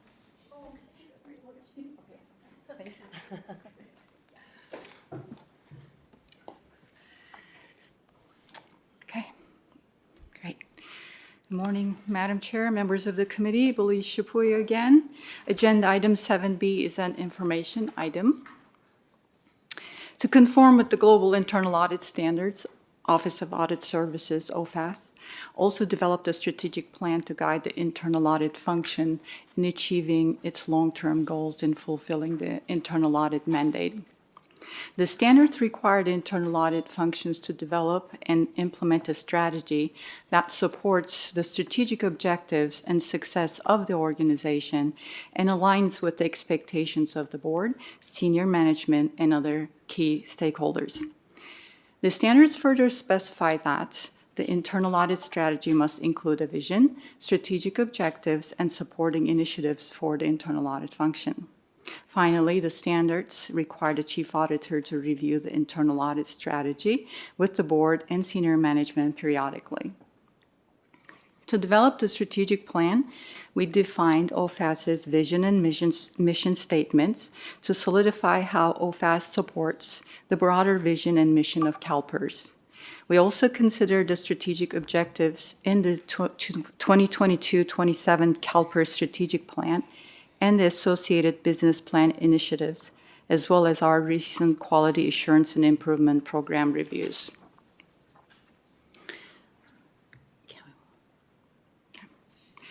The vision for OFAS is to be a trusted advisor to the CalPERS board and management, assisting them in providing a sustainable retirement system and healthcare program for those who serve California. We will continue to do this by providing the board and management with independent, risk-based, objective assurance, insight, and foresight. We have 3 strategic objectives in the areas of operational excellence, enhancing standards, performance, and improvement, and talent and culture. In the area of operational excellence, OFAS has 3 strategic initiatives. We want to highlight the initiative of strengthening our relationship with the board and senior management. We included this initiative to be more deliberate in seeking input from the board and senior management around risks to the organization and solicit feedback on whether OFAS is meeting the expectations of both senior management and the board. As your auditors, we request your feedback to ensure we meet the organization's needs. In the area of enhancing standards, performance, and improvement, OFAS continuously improves how we perform our audit engagements to improve our efficiencies. We plan to expand and enhance our quality assurance and improvement program. A key development in this area, slide 5? Yes, we are, okay, perfect. In the area of enhancing standards, performance and improvement, OFAS continuously improves how we perform our audit engagements to improve our efficiencies. We plan to expand and enhance our quality assurance and improvement program. A key development in this area is our recent hire of a senior manager for talent development and quality assurance. This new position allows us to provide consistent quality training to our new hires and have a dedicated team to perform quality assurance reviews to provide feedback on ways we can improve our internal processes. Lastly, in talent and culture, we will continue to enhance our recruitment efforts to improve the competencies of OFAS team members and focus on fostering a culture of inclusiveness, recognition, and balance. We have had some big wins in this area recently. Through a partnership with the HR Career Services team and the Public Affairs Office, OFAS developed a recruitment website for prospective candidates. We have participated in career fairs at local colleges, which dramatically changed our candidate pool. OFAS is actively working to fill its vacancies. Also, through our new senior manager, we have the talent development resources to evaluate, increase the competencies of our team members. Our next steps, OFAS is working on developing specific KPIs to track our progress on these initiatives, and we'll be reporting our progress to the Risk and Audit Committee as part of our quarterly reporting. This concludes my presentation, and I'm happy to answer any questions. Thank you very much. Colleagues, are there any questions for the presenter? All right, Mr. Pacheco. Yes. Thank you, Chair Cohen.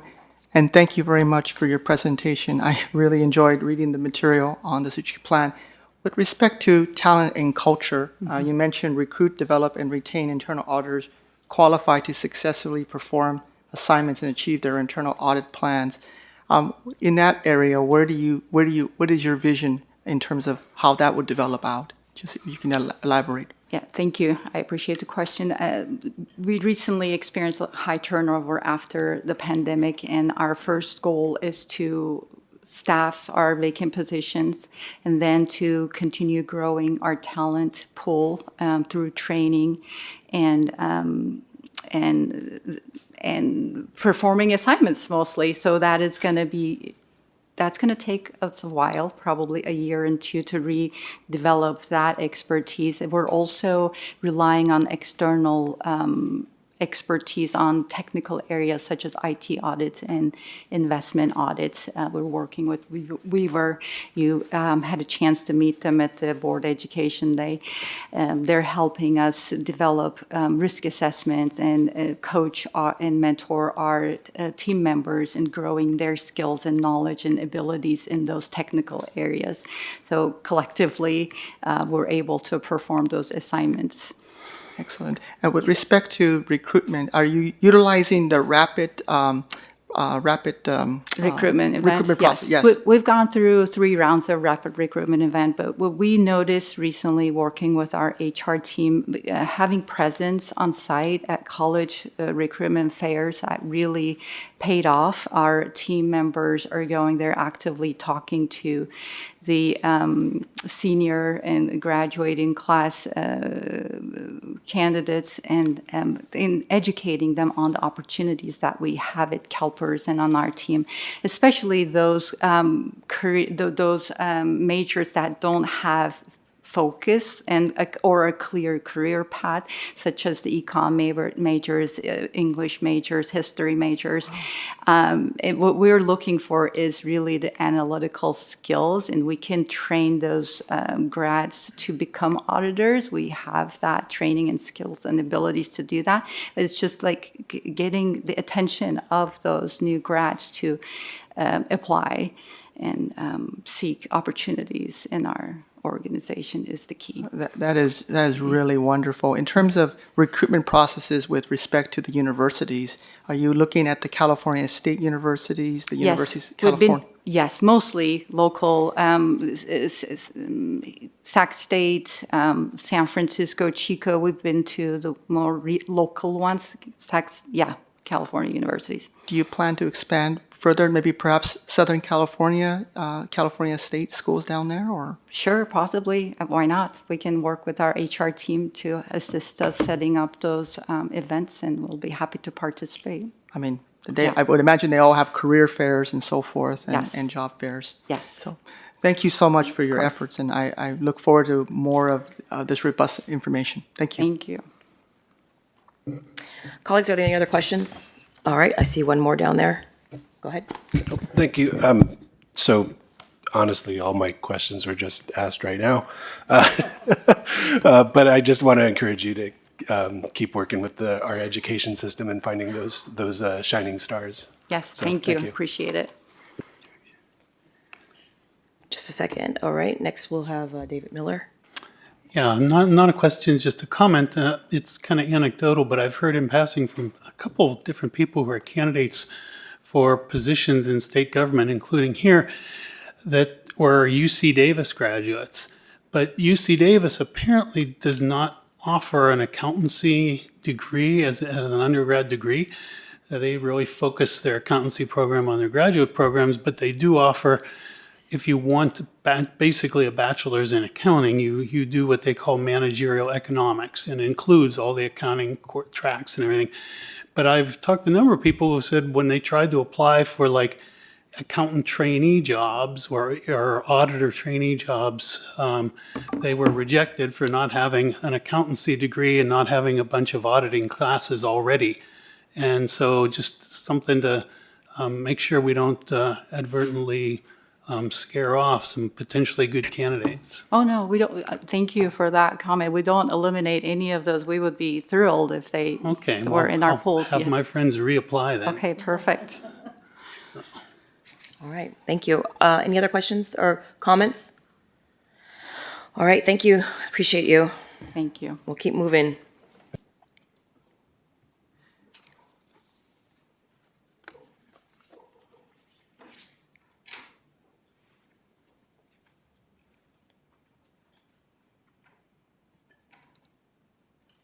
You ready? Okay. I think the next thing is summary of committee direction, and Madam Chairman, I took note of no directions. Okay. All right, thank you. Let's see if there's any questions or comments on that. Anyone on the committee? No? All right, thank you. Appreciate that. We are going to move to public comment. Are there any member of the public that would like to come and speak? Okay. Are there any comments online? Nope, seeing none, seeing that there is no public comment, thank you. All right, ladies and gentlemen, we are in that special part in our agenda where we are going to go into closed session for items 1 through 3 on the closed session agenda. We'll immediately reconvene in open session after the closed session. Thank you.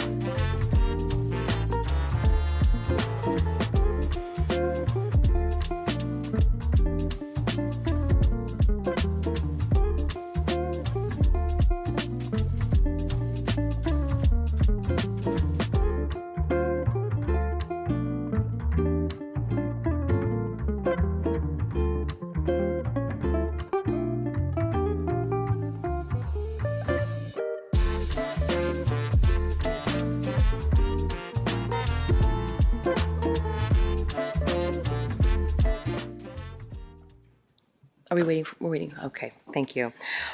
All right, we're back in open session, and this adjourns this meeting. Thank you, everyone.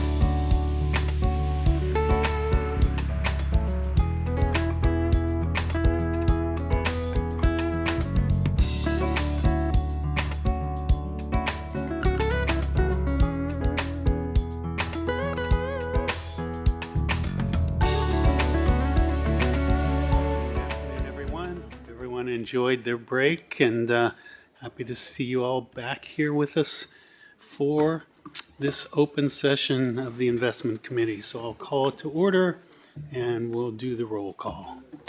David Miller. Here. Teresa Taylor. Here. Malia Cohen. Here. Michael DeToy. Patrick Henning for Fiona Ma. Moreno Ortega. Jose Luis Pacheco. Present. Kevin Pauke. Good afternoon. Ramon Rubalcaba. Here, present. Yvonne Walker. Here. Melissa Willett. Here. Dr. Gail Willis.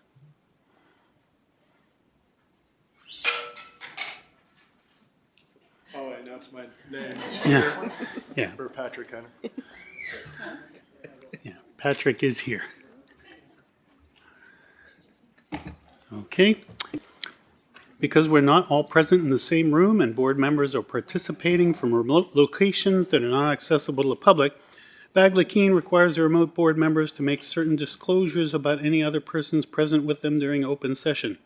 Accordingly, the board members participating remotely must each attest either that they are alone, or if there are one or more persons present with them who are at least 18 years old, the nature of the board member's relationship to each person. At this time, I'll ask each remote board member to verbally attest accordingly, and I know we've got at least one. Michael DeToy. I attest that I am alone. Okay. Still. And did Dr. Willis join? Okay, we'll do the attestation if and when she arrives.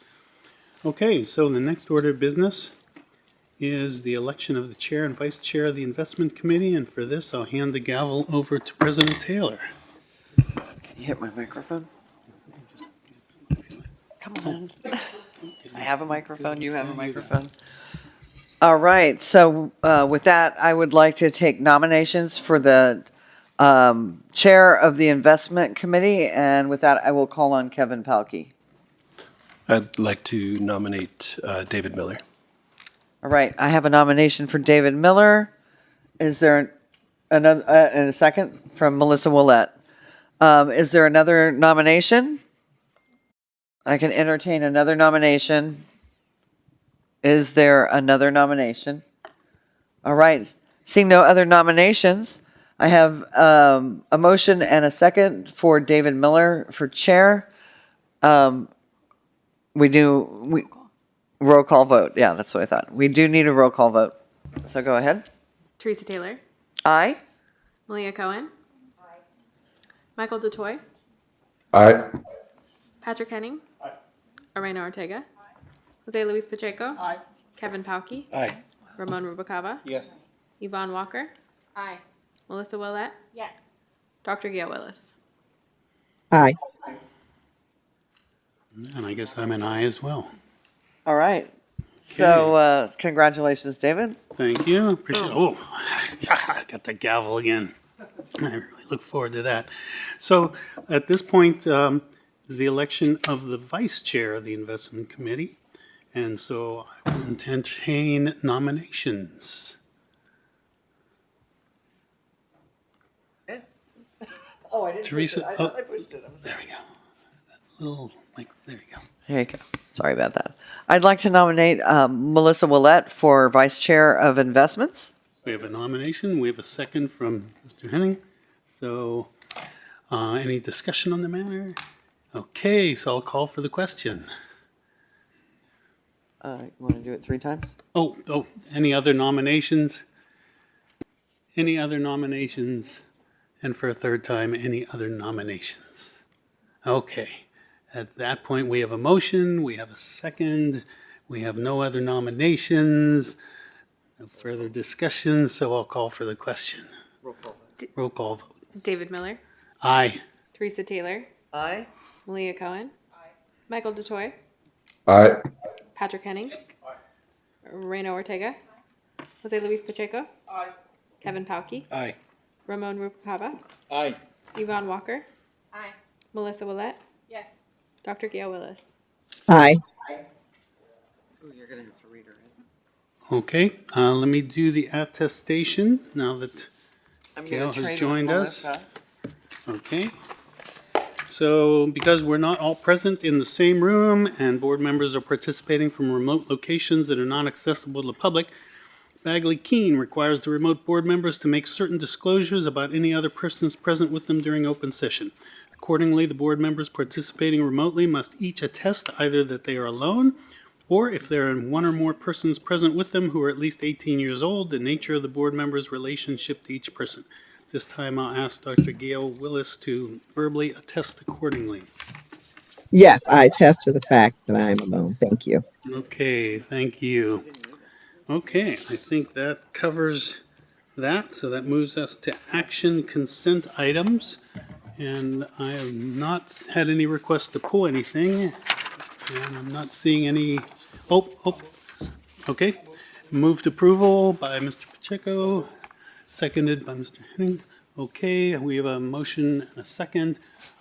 Any discussion? Okay, well, let's call for the question. All in favor? Roll call vote. Roll call vote, okay. Melissa Willett, Yes. Malia Cohen, Michael DeToy, Aye. Patrick Henning, Arena Ortega, Jose Luis Pacheco, Kevin Palkey, Aye. Ramon Rubalcaba, Aye. Yvonne Walker, Aye. and Teresa Taylor. Aye. Okay, the ayes have it, the motion carries. What about me, Dr. Gail Willis? Oh, My apologies, Dr. Gail Willis. Aye. all right, now the motion is well and truly passed. Thank you all. So we move on to information consent items. Again, I don't have any requests to pull any. I'll look around, make sure everybody's got a chance to take a quick look, see if they want anything pulled. Okay, at that point, we move to our information agenda items, what we've all been waiting for, and I'll hand it on over. Thank you very much, Chair. Please let me congratulate both you and Vice Chair Willett on your elections. Thank you. Great to hear.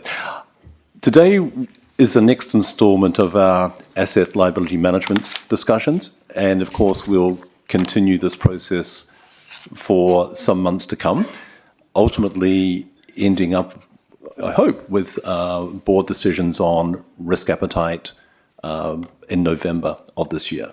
But as I say, more sessions to come with the board, and we'll also include some sessions with stakeholders, and I think something's in the works for April there. So you'll see a lot more on this space. As for today, I wanted to follow up on the exercise we conducted back in January, where the board provided a lot of really helpful feedback, to think about some more of the risk trade-offs, the asset liability management risk-reward trade-offs, and also to talk more specifically about how we would express that risk appetite. For context, obviously back in January we had Howard Marks and we went through an exercise to try and get feedback from the board. We've incorporated that information in today's presentation, and there will be more of those discussions going forward. And again, as I mentioned, the aim is to get the board to a position where it feels comfortable opining on a risk appetite for the fund in November. Once we have that, management will then construct an actual portfolio to go live in, I guess, the 1st of July 2026. So it's a fairly long process. As a reminder, last month we went through that exercise and there were some fairly high-level conclusions. I have to say that there weren't really any real surprises for me. The responses we got were what I would have expected from an investment committee, given the objectives we have. The biggest tension is probably around the desire to potentially increase risk, while at the same time not experiencing or not being exposed to large drawdowns. That's always a natural tension when doing these things. The idea with taking more risk is that prospective returns would be a bit higher, expected funded ratios would be a bit higher, contribution rates would be lower, but it would expose you to a greater risk of downside. So there's that trade-off.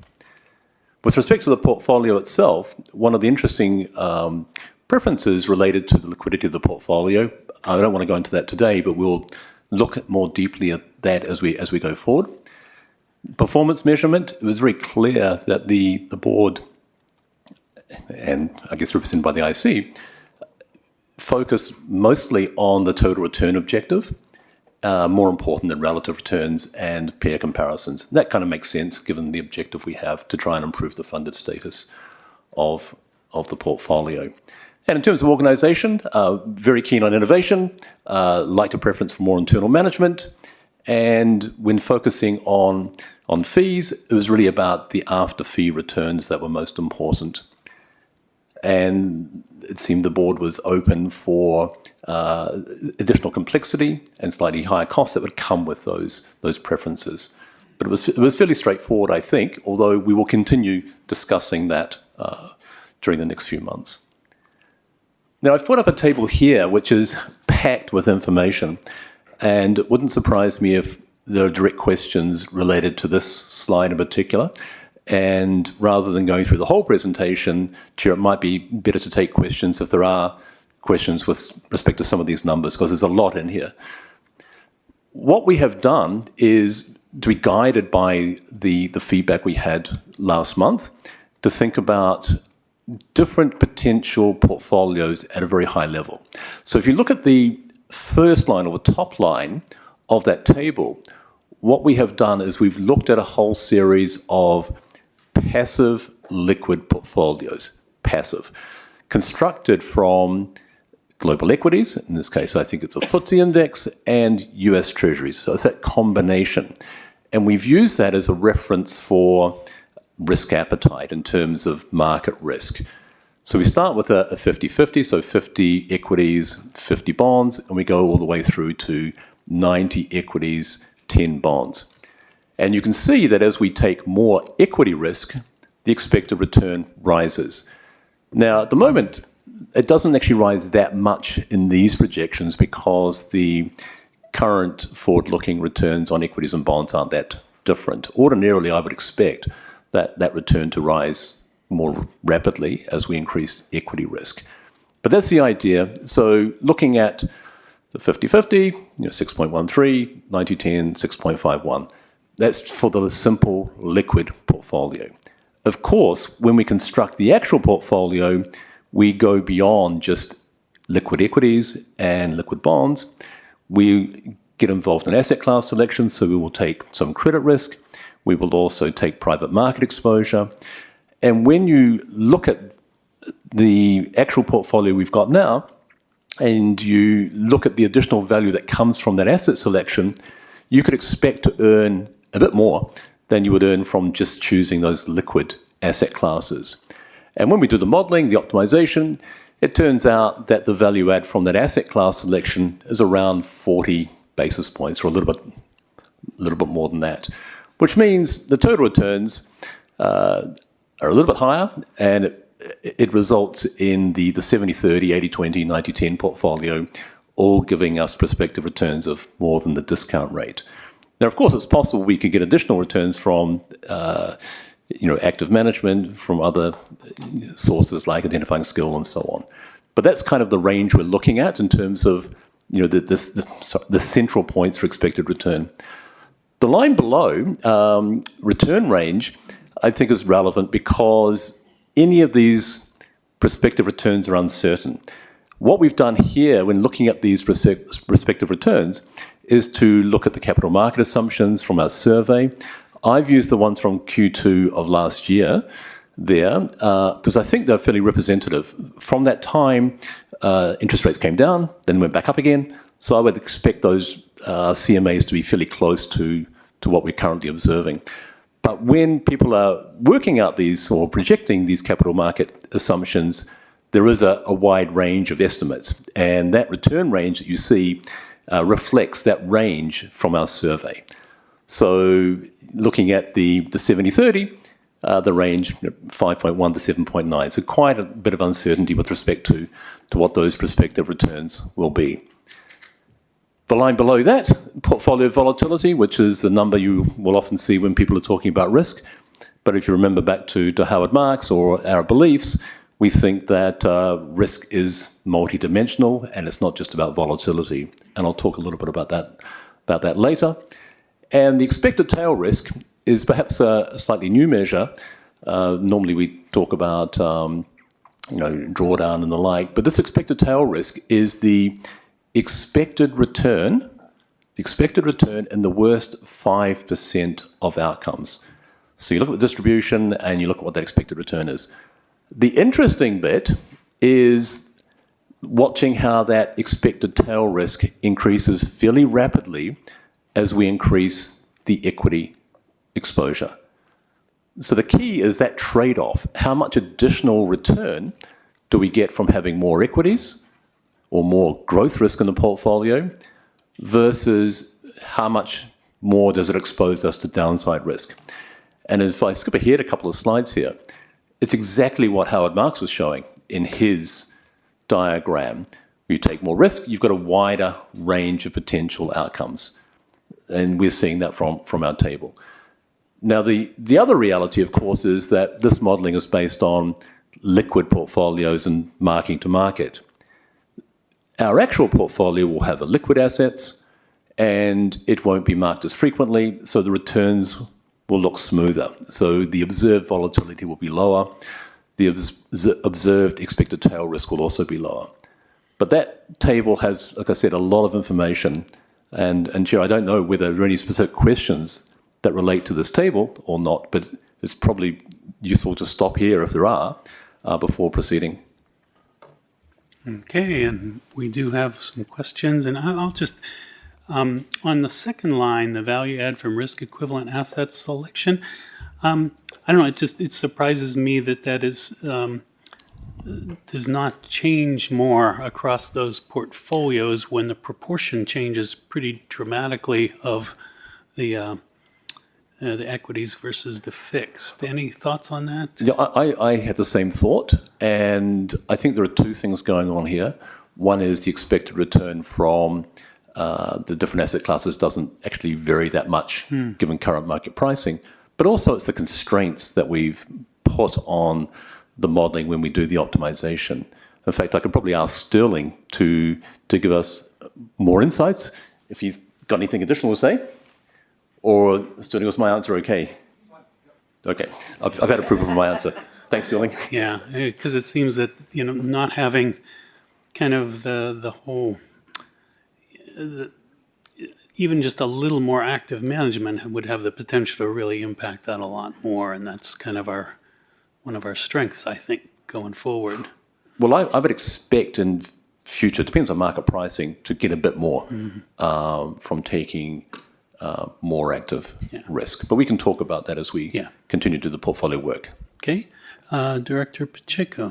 Yes, thank you. And thank you, Mr. Gilmore, for your presentation. With respect to this, as you said, this is a very busy chart. With respect to the value added for the risk equivalent asset selection, now I noticed that it's about 41 basis to about 42 basis across the spectrum. When you were doing the modeling with respect to this, how did you model that process in terms of understanding? Because in getting that, it includes all the private markets, private debt, the leverage, the other components other than the passive. So you can elaborate a little further on that. This time I will call Sterling up, but we started with our actual portfolio and the composition. And you coming up, Sterling? Thanks. No. There he is.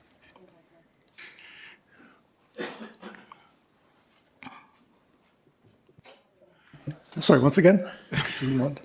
So with respect to the value add for the risk equivalent asset selection, the modeling process, because it seems to be very tight from about 41 basis points to about 42 basis points. So the actual the modeling or the process of arriving to that.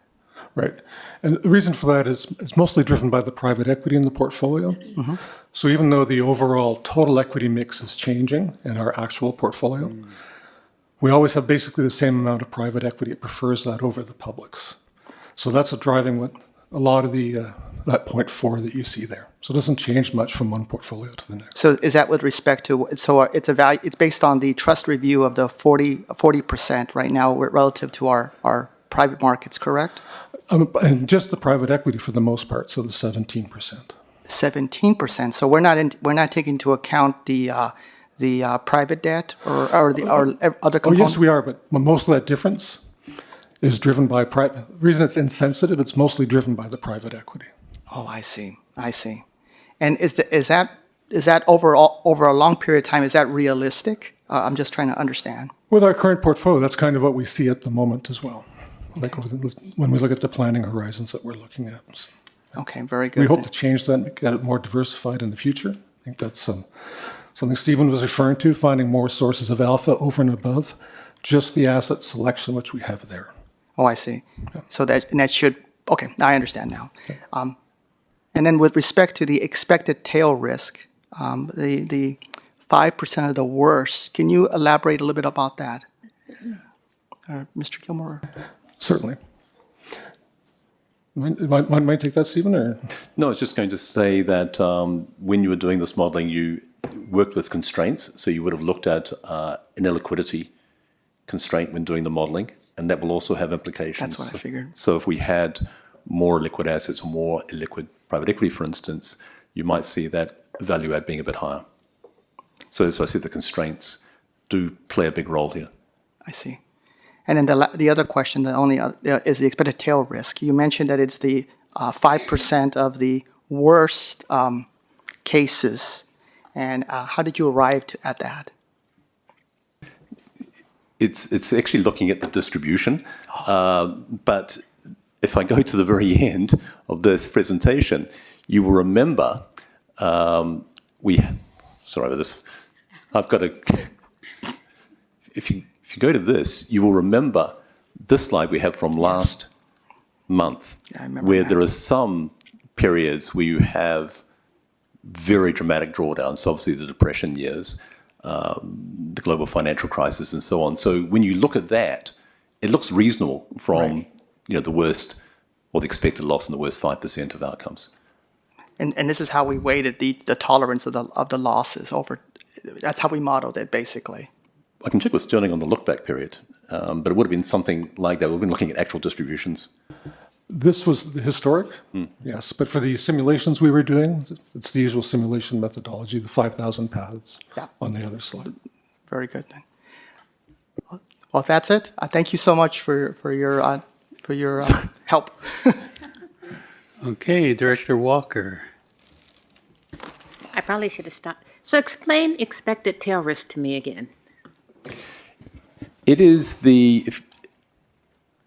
so it's looking at the worst 5% of outcomes, and it's looking at the average outcome in that worst 5%. So you're looking at a whole distribution, and so rather than looking at the very worst or the fifth worst, you're looking at that tail of the distribution and saying, like, what's the average loss in that? It's just one measure. Technically, it's called a conditional value at risk. And there are many different things we could look at, but that was just one we chose. Okay. It might be that the board prefers to think about that tail risk in another way. I can be honest, I don't think about tail risk. Just want to make sure I'm understanding. Okay, I'm not seeing any further questions, so let's continue. Thank you, Chair. Now, Sterling mentioned the traditional simulations, the 5,000 dots that you see. I wanted to think about that sort of more intuitively and have been thinking about it in the context of scenarios, sort of macroeconomic scenarios. And that also, I guess, highlights the point about risk not just being volatility, but let's try and make it sort of feel more real in terms of what could happen economically.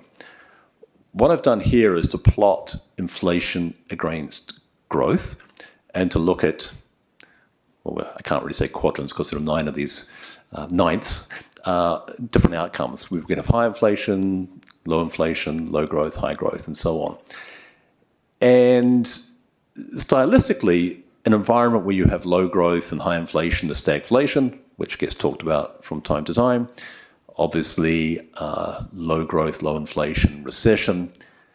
And you could also have high inflation, high growth, which is a boom, overheating, or you could have a disinflationary boom. And you could be somewhere in the middle. I think the current market pricing is reasonably high inflation with a bit higher than potential growth in the US. We can take all of those different macro outcomes and think about what the return outcomes might be. And we've done this stylistically here, or Lauren's done it stylistically here, based on some of our partners. We've gone through and looked at how a 70-30 portfolio would perform under these types of scenarios. Now, I wouldn't read too much into precise numbers because we have to choose various growth and inflation outcomes. But the general sense is that a recession, unsurprisingly, is not good for the portfolio. You'll see that equities will decline because you've got low growth, and bonds will actually do reasonably well because inflation's come down, so bonds will rally, but the portfolio is down. A worse outcome could actually be stagflation, where global equities will also get hit because of the low growth. Bonds also get hit because of inflation. And we saw something like that a couple of years ago when the central banks were a bit behind the curve and had to hike rates quickly, and both equities and bonds came off. But stagflation can be quite a bad outcome for our portfolio. That contrasts with something like a disinflationary boom, where you get good growth, low inflation, so bonds are okay, equities do well, the portfolio does well. And a boom as well, the portfolio can do reasonably well. So having a sense of what economic outcomes can be quite helpful when thinking about how the portfolio will perform. Now, that 70-30 portfolio is a good representation of the current risks that we have in the portfolio. So when going back to think about that, that table, the 70-30 is about where we are now. Yes, our portfolio has different asset classes in it, but in terms of risk, it's about where we are. And based on the responses that the board gave last month, I got the impression that the board's risk tolerance was probably somewhere in the range around 70-30, 80-20, something like that. But of course, we need to test that going forward because there were a range of responses. So just thinking about that, think of that table, the 70-30, and those are the sorts of outcomes we might expect, given the various scenarios. But I want to use these scenarios sort of regularly as we go through to perhaps give a better understanding or better appreciation for what could happen in different environments. Hopefully it's more intuitive than doing these simulations, Monte Carlo simulations, where you have 5,000 observations. You don't really know what may have driven you to each of those points when you've got all those simulations. And you've seen that. Also wanted to talk about the what happens in terms of these distributions. One of the things the board, the committee looked at, last month was drawdowns, declines, and didn't really want to see those declines last too long.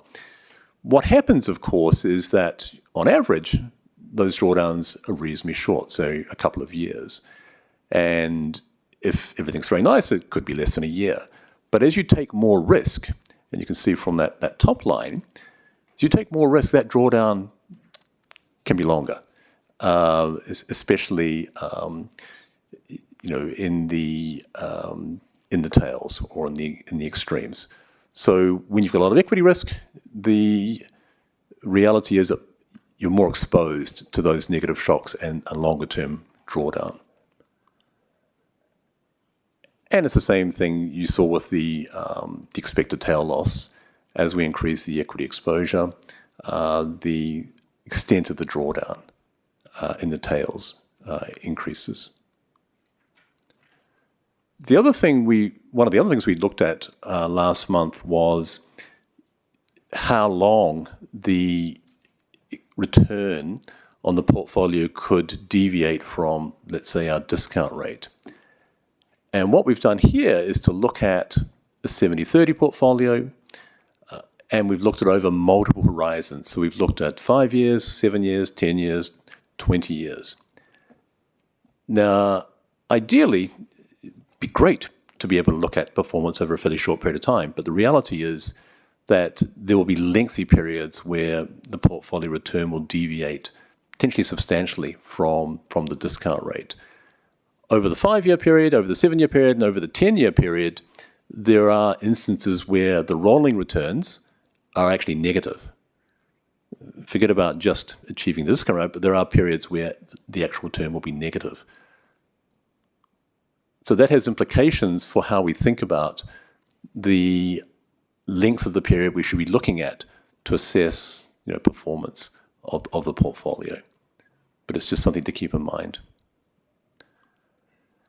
So just to recap in terms of the high-level takeaways, again from last month, there seemed to be a tolerance for taking somewhat more risk, although there was, as I mentioned, a range of views on the board. More risk leading to higher expected return, higher funded ratio, and lower contribution rates, but at the same time, some exposure to greater potential drawdowns in bad events. And of course, there was a preference to try and recover from a loss over a shorter period rather than a longer period, which is not surprising. In terms of performance measurement, just to recap, the focus being on absolute return rather than relative returns or pair comparisons.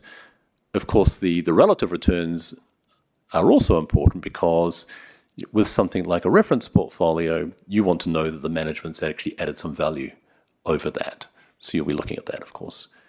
And the board was very open to innovation, more internal management, and looking at returns, net of fees. I'm having trouble with the clicker. It's working. The next part of this discussion, I really wanted to focus on risk appetite. And that choice of risk appetite, of course, is one of the key decisions for the investment committee. The risk appetite can be expressed in many different ways. It could be simply a set of limits or a statement. Historically, the investment committee has done that through choosing a strategic asset allocation and also expressing policy ranges around that. But ultimately, a formal risk appetite should set out portfolio risk limits, including the limits that management can act within.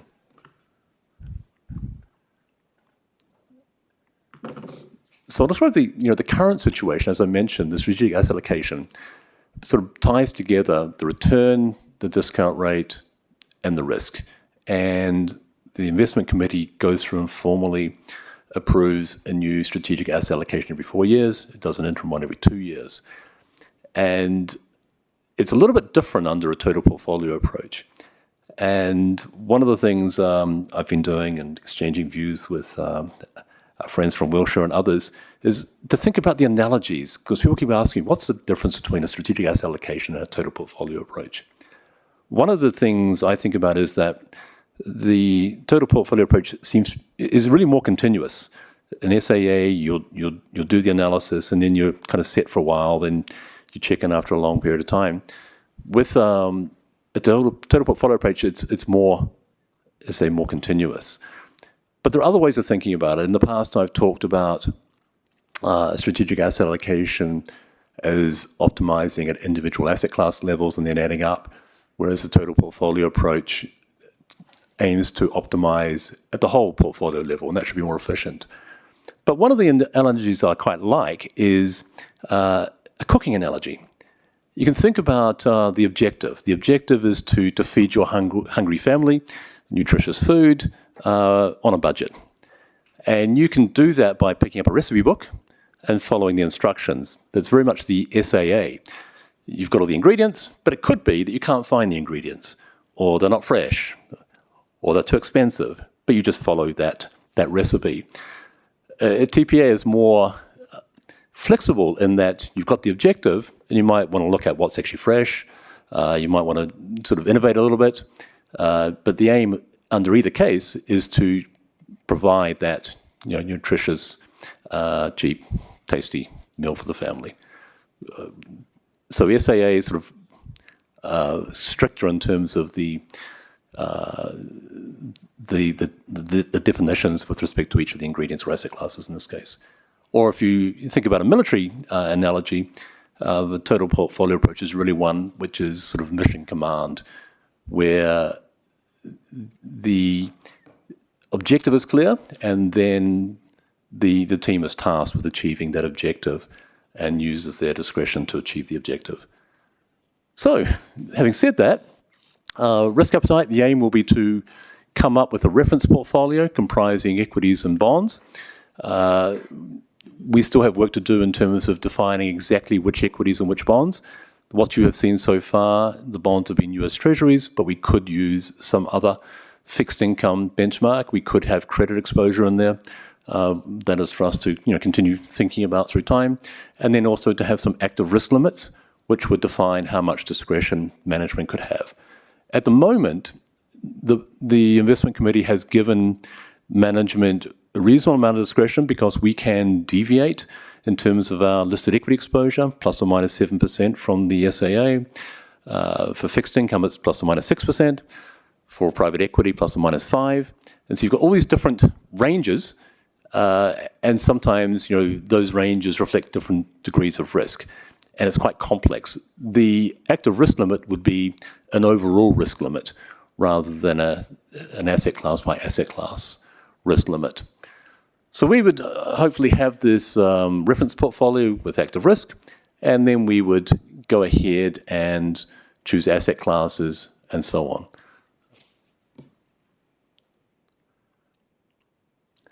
Just a reminder on the reference portfolio, one of the aims here is to have something that is simple, transparent, makes it easier to determine accountability. It's scalable, it's investable, it makes it easy. So right now we have 11 different benchmarks with our strategic asset allocation, and it's sometimes quite hard to work out whether we've done a good job or not.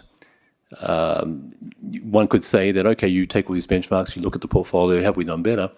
But there are lots of nuances with all those benchmarks. With the reference portfolio, it's much simpler. The question is, has management done better than a simple off-the-shelf liquid portfolio? And everything gets aggregated up to that. And with respect to the active risk limits, there's more work for us to do in terms of how we might define that. We would work very closely with our consultants, Wilshire and Makita, on just how that should be expressed. But the approach would really be to not seek any more discretion than we currently have, but to define it more simply and more clearly.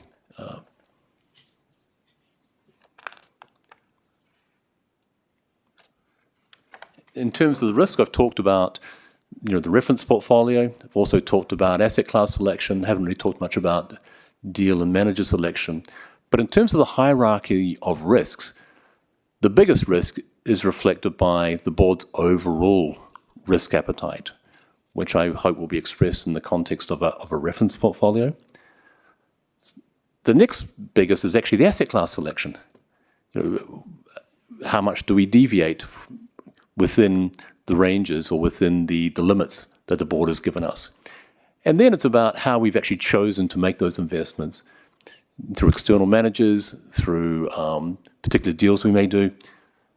But I think it's always helpful to bear in mind that particular hierarchy.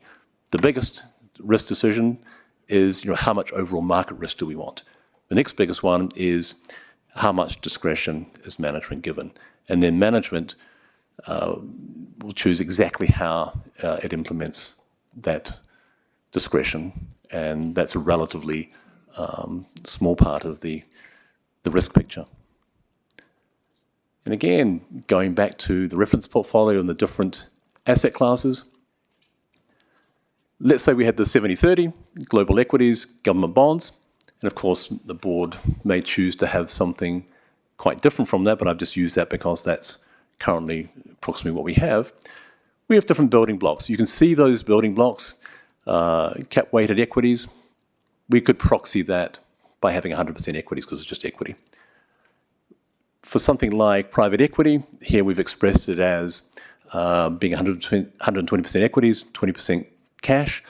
So it's levered a little bit, but it really depends on what sort of private equity it is. So venture capital will have a higher proxy than, let's say, buyout, which will be closer to just 1-for-1.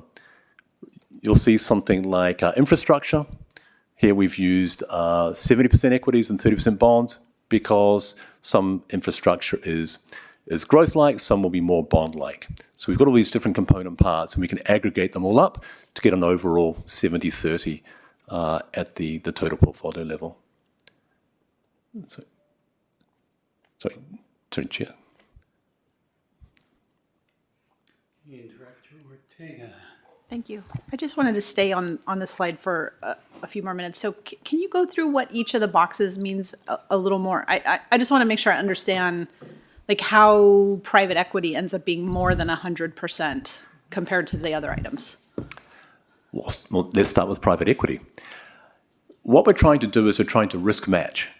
And in the case of some types of private equity, perhaps venture capital, for instance, you're going to have much smaller company exposures.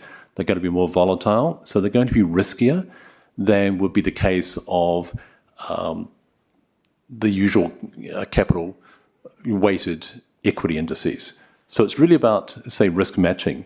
There will be some things, and I mentioned let's say infrastructure, but I could mention real estate, that will be less risky because they will have contracted cash flows. They won't be necessarily so exposed to growth. You can think about it maybe in terms of, if you did let's say a regression, looked at the volatility of all these different asset classes with respect to equities. I'm probably not coming through very clearly.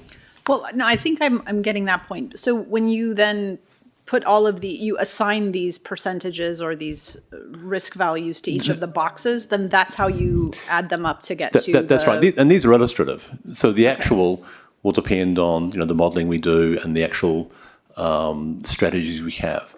But the point is here, these are aggregated. Some of the strategies will be quite different. If we're looking at core real estate, it's going to be less risky than value add or opportunistic.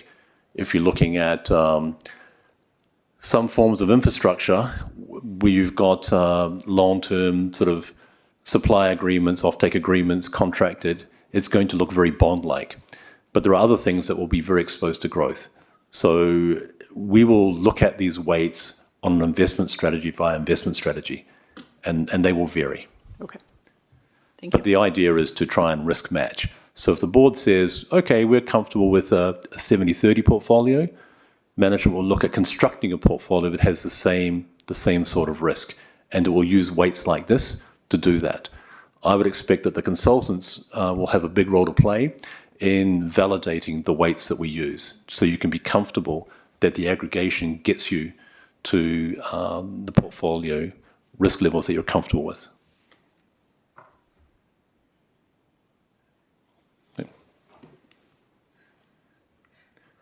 Okay. And here's my animation. No question. So essentially, it's basically taking all these bits and adding them up. So in the case of equity risk, it was 1-for-1. Private equity, a little bit more than 1-for-1. And the idea is just to add them up to get the 70-30 portfolio that we talked about.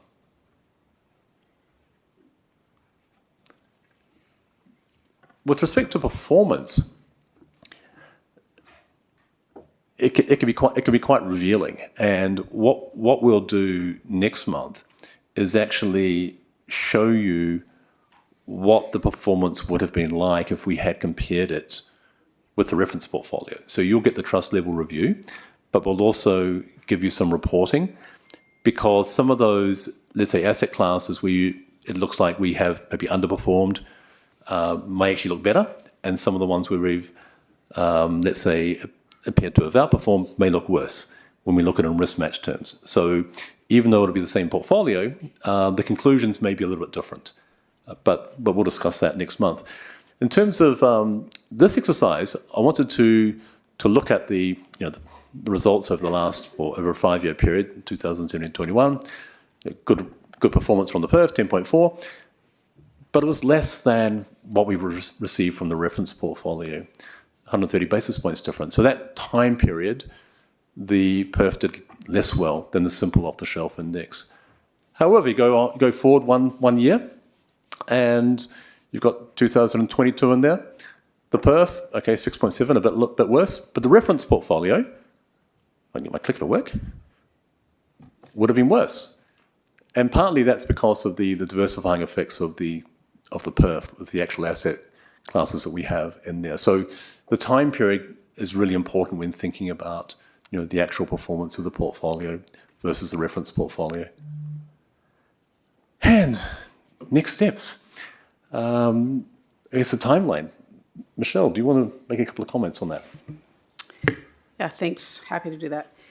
Okay, so you've seen this timeline several times, but we will continue to update it as we know more. But the goal here, we're in February, so we're doing this ALM strategy session and risk activity follow-up, which Steve just performed. But past that, we will try to educate our stakeholders in many ways, and we're going to keep talking about it at the March IC meeting, again in June, at the July offsite. And the first reading of our outcomes for the experience study for the actuarial assumptions, discount rate, that kind of thing will happen in September, as well as hopefully the proposed reference portfolio if we decide to go forward with the TPA approach. There will also be a strategy session which will be closed. And then all that goes as planned. The final proposal will come to you in November for approval for a whole strategy that we want to use to implement effective July 1st. Also, I want to mention that as of now, we've got webinars that we plan to also hold on top of all of this, which right now could change, but scheduled for April, July, and December for those webinars so that we can bring our stakeholders along in a different medium besides the board meeting if they so choose to listen. And with that, I think that's the end of that. So Stephen will be happy to take questions. Okay, Director Walker. Not a question, but a comment. I really appreciate the fact that we are being very thoughtful and deliberate about this process and taking the time to ensure that everybody's able to take the steps as we go. And if we have so we have a July 1st effective date potentially, right? So we're going through all of this. And what if at the end, I'm always a worst case scenario kind of person. So what if at the end of the day, we get to November and say, no, we've gone through all of this and we don't, what impact does that have? I think it still will have been worth it because we'll have a better appreciation for the risks and the trade-offs. Okay. From my perspective, the actual changes that you see may not initially be that big, right? But this approach will set us up to be more dynamic in terms of the component parts of the whole portfolio. So it's really about the enabling conditions. Okay. And the key is that understanding of, or that the risk trade-offs. It's not easy, right? Because you'd like to generate high returns, but there's a downside and there's a judgment involved. And then there's that other question around, how much discretion do you give management? Right now, in some respects, management has, a reasonable amount of discretion, but doesn't feel comfortable using it. With this approach, it's much harder to hide. And, management has to be more, I think, explicit about using that discretion that's given to it. And correct me if I'm wrong, this will also give you the opportunity to walk through the change management that you're going to have to do in your department to get us to where we need to be. Absolutely, absolutely. And one thing I think about, and I'll need to talk with Michelle and Scott, is perhaps we need to give you a somewhat more detailed timeline in terms of some of those component parts as well. No. Sending you a secret signal. No. Well, it's high level. Okay, Director Willett. Thank you. Thank you for the presentation. I really find it fascinating. But all of this, in my view, is is that we can pay our benefits, right? And I also think we have to be able to pay our benefits. We need liquidity. But I haven't heard liquidity as part of how we build the blocks together. So can you just briefly talk about how liquidity factors in to putting those blocks together so that we hit the risk we need, we get the returns we need, we take the risk we need, but we also can pay our benefits at the end of the day? You'll hear more on this. If I was extending the timeline, I would probably have discussions on liquidity in here beyond November. And you're right, with the reference portfolio, you're talking about something that is very liquid, and with the actual portfolio, you're talking about something that is less liquid. Now, for liquidity, there's a trade-off between, at one extreme, if you're very liquid, you can be very opportunistic, very dynamic, versus some of the asset classes that are illiquid that we think are going to give us higher returns, whether that's private equity or private debt or infrastructure, real estate. We think those asset classes, could give us or should give us higher returns than the liquid equivalent. So you need to trade off that ability to be opportunistic versus the extra reward for locking up some liquidity. But of course, you don't want to lock up so much liquidity that it makes it difficult to pay benefits or costly to pay benefits. But I think we're a very long way from that.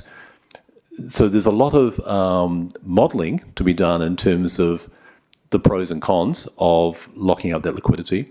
One of the things we've been doing internally is to be, I guess, updating our analysis on that pricing of liquidity. So when we're looking at an investment, if it's in a liquid investment, we think, well, how much does it need to return? Because we're giving up that flexibility. And that work continues to advance. But in broad terms, the first liquid investments don't need to generate that much of an additional return. But as you get more and more liquid assets, you want them to deliver higher returns because you're using up some of that limited liquidity. So I'm not being too explicit in terms of the numbers, but there are quite a few complex inputs into pricing that liquidity. So it will be something that features when we have to construct the actual portfolio. And it may be that, at some point the investment committee wants to be more explicit about the liquidity constraints and limits. Thank you. Thanks, ma'am. Okay, Director Rubalcaba. Thank you. Oops, turned myself off. Sorry. I'm on. Thank you. Am I? There you go. Yep, you're good. Good. Thank you for the presentation. I guess it was January, we had our board education. We did the survey or the exercise on risk appetite. One of the balances or trade-offs was the impact. We're trying to get to a boogie on a return assumption, but also because we know, we're concerned about at least I'm concerned about the impact on the employer contribution rate, the impact on like PEPRA, employee members' contribution rate. In September is when we're getting presented with the experience study and actuarial assumptions. And that experience studies, what will impact actuarial assumptions and in discount rate, and that in turn will also impact contribution rates. So how does the timing work, or how does that actuarial process, how does that impact the total fund approach? Is it different under this approach versus the strategic allocation we're used to? We'll pass to Scott because the three of us are actually working very closely on this.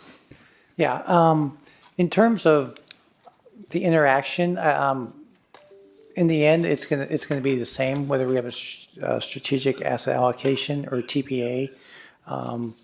the actuarial office is working on the experience study and reviewing past experience and developing new assumptions going forward. And, that's kind of like an independent process. It's removed from any of the asset allocations. What we'll do, so, that process is generally the same. Where a little bit difference comes in is how we work with the investment office developing the discount rate. We're going to be working, with the strategic asset allocation. We had capital market assumptions, we had an asset allocation, and, that kind of just went right to, your, helped us, go right to the discount rate in terms of each of the asset portfolios. It's a little bit different process with this. It's as Stephen mentioned, we have a reference portfolio, and then you're going to add some active.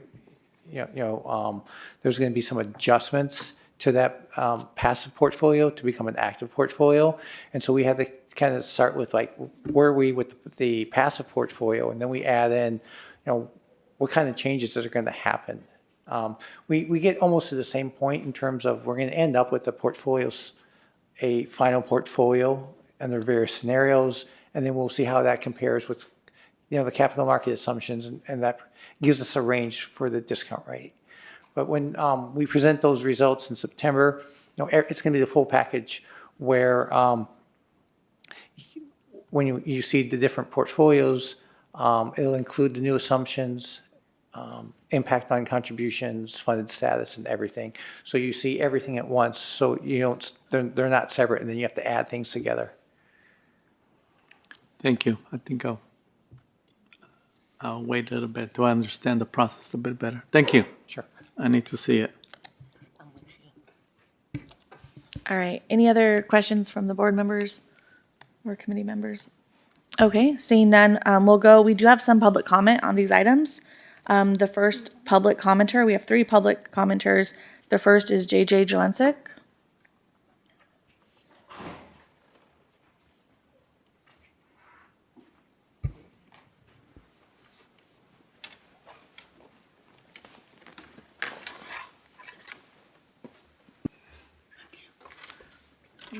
Good afternoon, JJ Jelensik, RPEA. The total portfolio concept actually makes a lot of sense. And I will remind you that Ben Ming had tried to push you in this direction earlier. Management has a lot of discretion in the current SSA, strategic asset allocation model, and they haven't used it. I haven't seen anything that would indicate that that discretion will be used in the new model. Maybe it will, but if there's a change in motivation, then that change to use more of the discretion ought to be explained. If the portfolio is going to be based on the board's risk tolerance, which again makes a lot of sense, I think it's really important to be able to define risk and risk adjustment for lending to people and companies who are incapable of borrowing from banks or in the public market. Obviously, there's some risk there, and we need to develop a analytics that helps us understand what that is. Private equity, again, how do you risk adjust it when the higher returns that you've seen historically, and quite frankly, the trend has been downward, really is based on the GP's conflicted assignment of the value of the portfolio. At the stakeholders forum, I asked the question, how do you risk adjust private equity portfolio? Got a lot of words, but not a lot of answers. But I think that's something you really need to think about. 2 other observations. The current asset allocation, the last time you published it was in September. November, you published the September results, so it's getting kind of stale. And I noticed that you're doing a closed session on this item later. The Bagley-Keene Act allows the board to meet in closed session to make investment decisions. It's been made evidently clear that you are not at the position of making an investment decision yet. But then I also recognize that the Attorney General has said he will not enforce Bagley-Keene.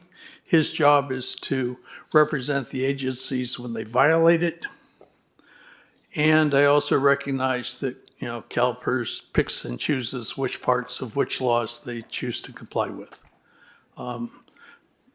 In all, I think this is a reasonable approach, and I would encourage you to continue to develop it, but look at the questions that are in there. Thank you. Yeah, thank you for your comments. Next, we have Frank Ruiz, followed by Mark Swaby and Jose Martinez.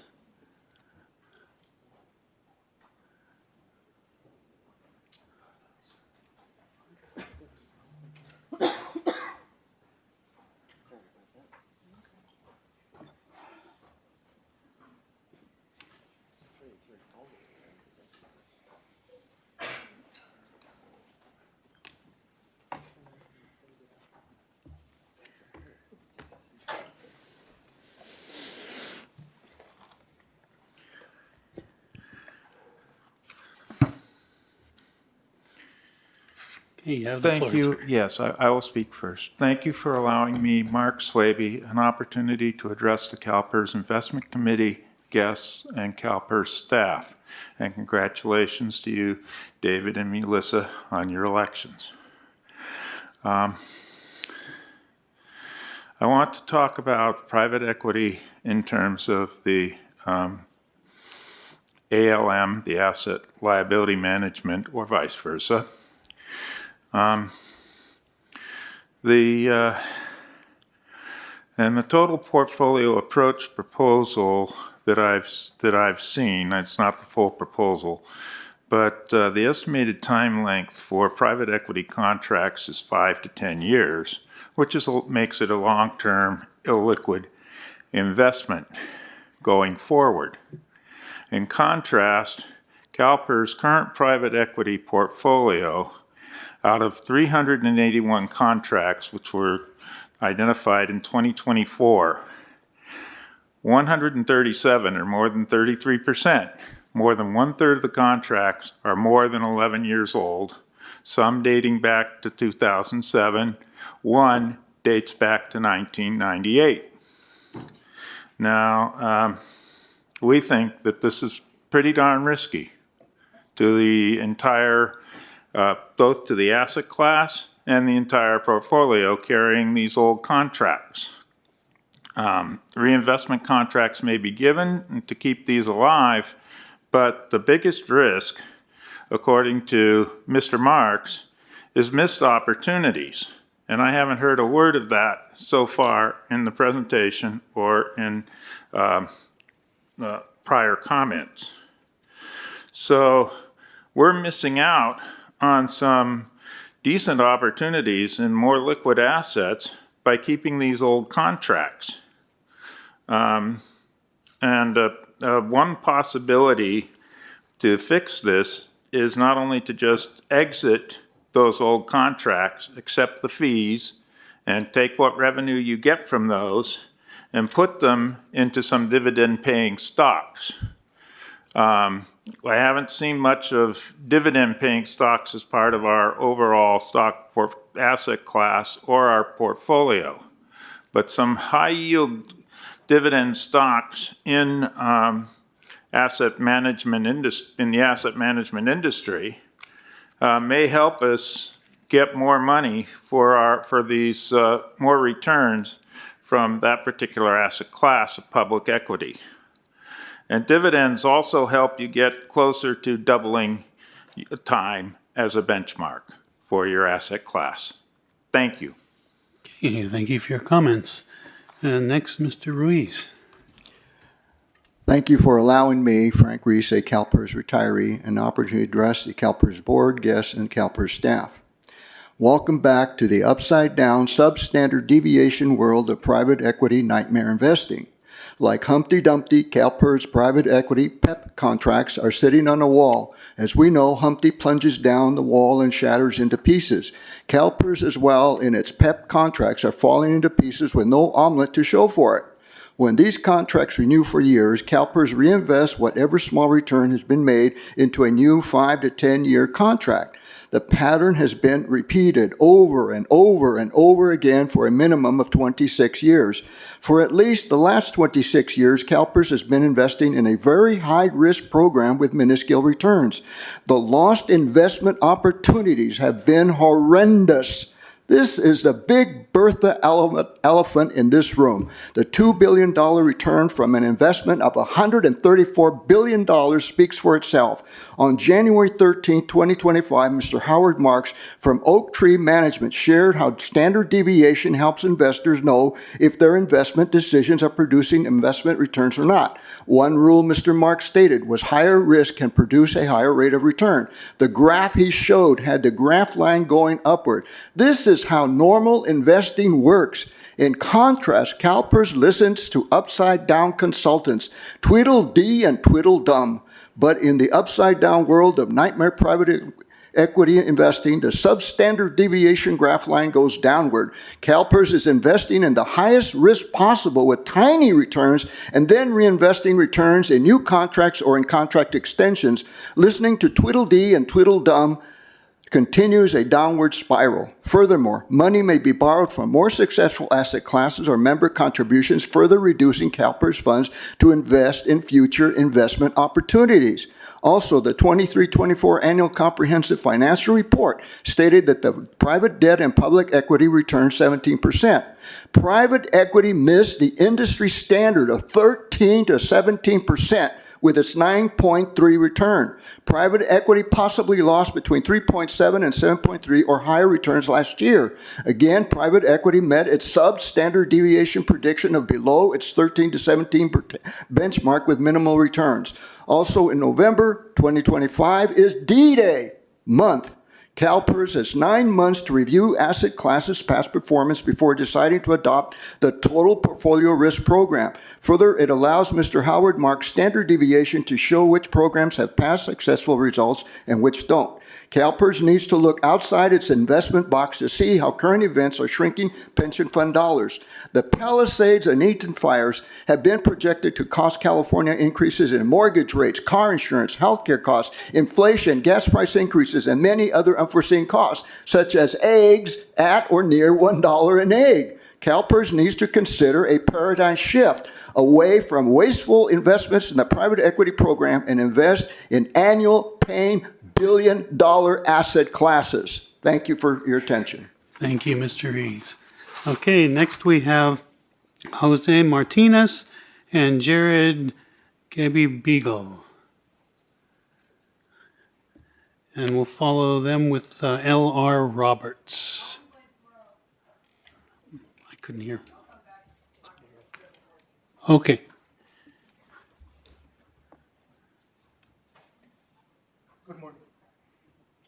My name is Jose Martinez. I'm a butcher at Cardenas Markets at Store 11 in Riverside, California.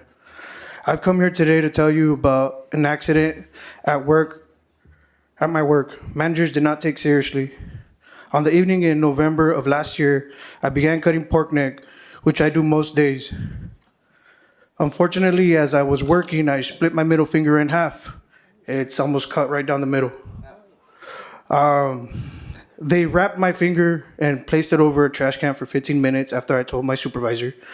Then they took me to HR for about 3 hours while they continually tried to reach one of their nurses on the phone. Eventually, they told me to go to Concentra, their office, which is the urgent care, the company that does the urgent care at Cardenas. When we got there, it was closed, and the HR person just left me there. And that someone else would pick me up at a later time. I waited for about 45 minutes before the new assistant manager came. This whole time, my finger was still bleeding, literally. Instead of taking me to the hospital or the emergency room, he literally just took me to work and told me to clock out. He didn't ask if I needed a ride or if I wanted to go to the hospital or anything. I walked to the hospital from about 8:30. I got there about 9 o'clock at night. A week and a half later, I was sent back to work with restrictions. However, management ignored those restrictions. As a result, my finger got severely infected and the situation got worse. I have spent the last few weeks and rest of this month fighting with Cardenas and their health provider to get me the treatment I needed and the compensation I am owed. Cardenas' response on this day of my injury and after put me in a serious danger. My finger hasn't fully recovered now.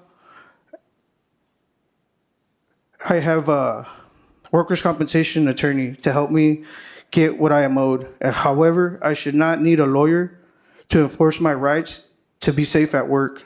I am a human. Thank you. Thank you. Jared? Yeah. Hi, my name is Jared Gaby Beagle with the United Food and Commercial Workers International Union. I'd like to update the board about labor risks at Cardenas Markets, a California-based grocery chain owned by Apollo Fund 9, a $550 million investment of yours. For 2 years, we have informed the board of labor risks at Cardenas Markets as they have grown, and we have documented Apollo's violation of each of your private equity labor principles except for the one involving child labor. Now Apollo will seek commitments for its newest private equity fund, Apollo Fund 11. We urge you to take concrete steps to enforce your private equity labor principles at Apollo before you consider any future Apollo investment. Since we spoke to the board in November, we have learned of 2 new class action lawsuits which were filed against Cardenas in 2024, alleging violations of California's labor code regarding pay, overtime, meal break, and rest break violations. One was filed in Los Angeles County, one in Santa Clara County, and Cardenas is seeking to compel the Santa Clara case to arbitration. We have previously informed you of a pattern of settling class action lawsuits involving Cardenas's labor record without admitting wrongdoing and identified litigation complaints as labor risk to your investment. Cardenas settled class action lawsuits alleging California labor code violations without admitting wrongdoing in 2023 and 2024, with the settlements costing a total of $4 million. One such case alleged pay, overtime, meal, and rest break violations, the other alleged violations of a regulation to provide seats to cashiers. Prior to Apollo's acquisition of Cardenas, the company settled an earlier class action in 2021 alleging meal, rest break, pay, and overtime violations without admitting wrongdoing at a cost of $6.5 million. I want to reiterate that of CalPERS' 5 labor principles, we have provided examples which violate 4 of them. 1, we believe the allegations stated in the current class actions involving meal, break, and pay violations like those alleged in settled cases are examples of Cardenas not complying with CalPERS labor principles entitled the elimination of all forms of forced or compulsory labor.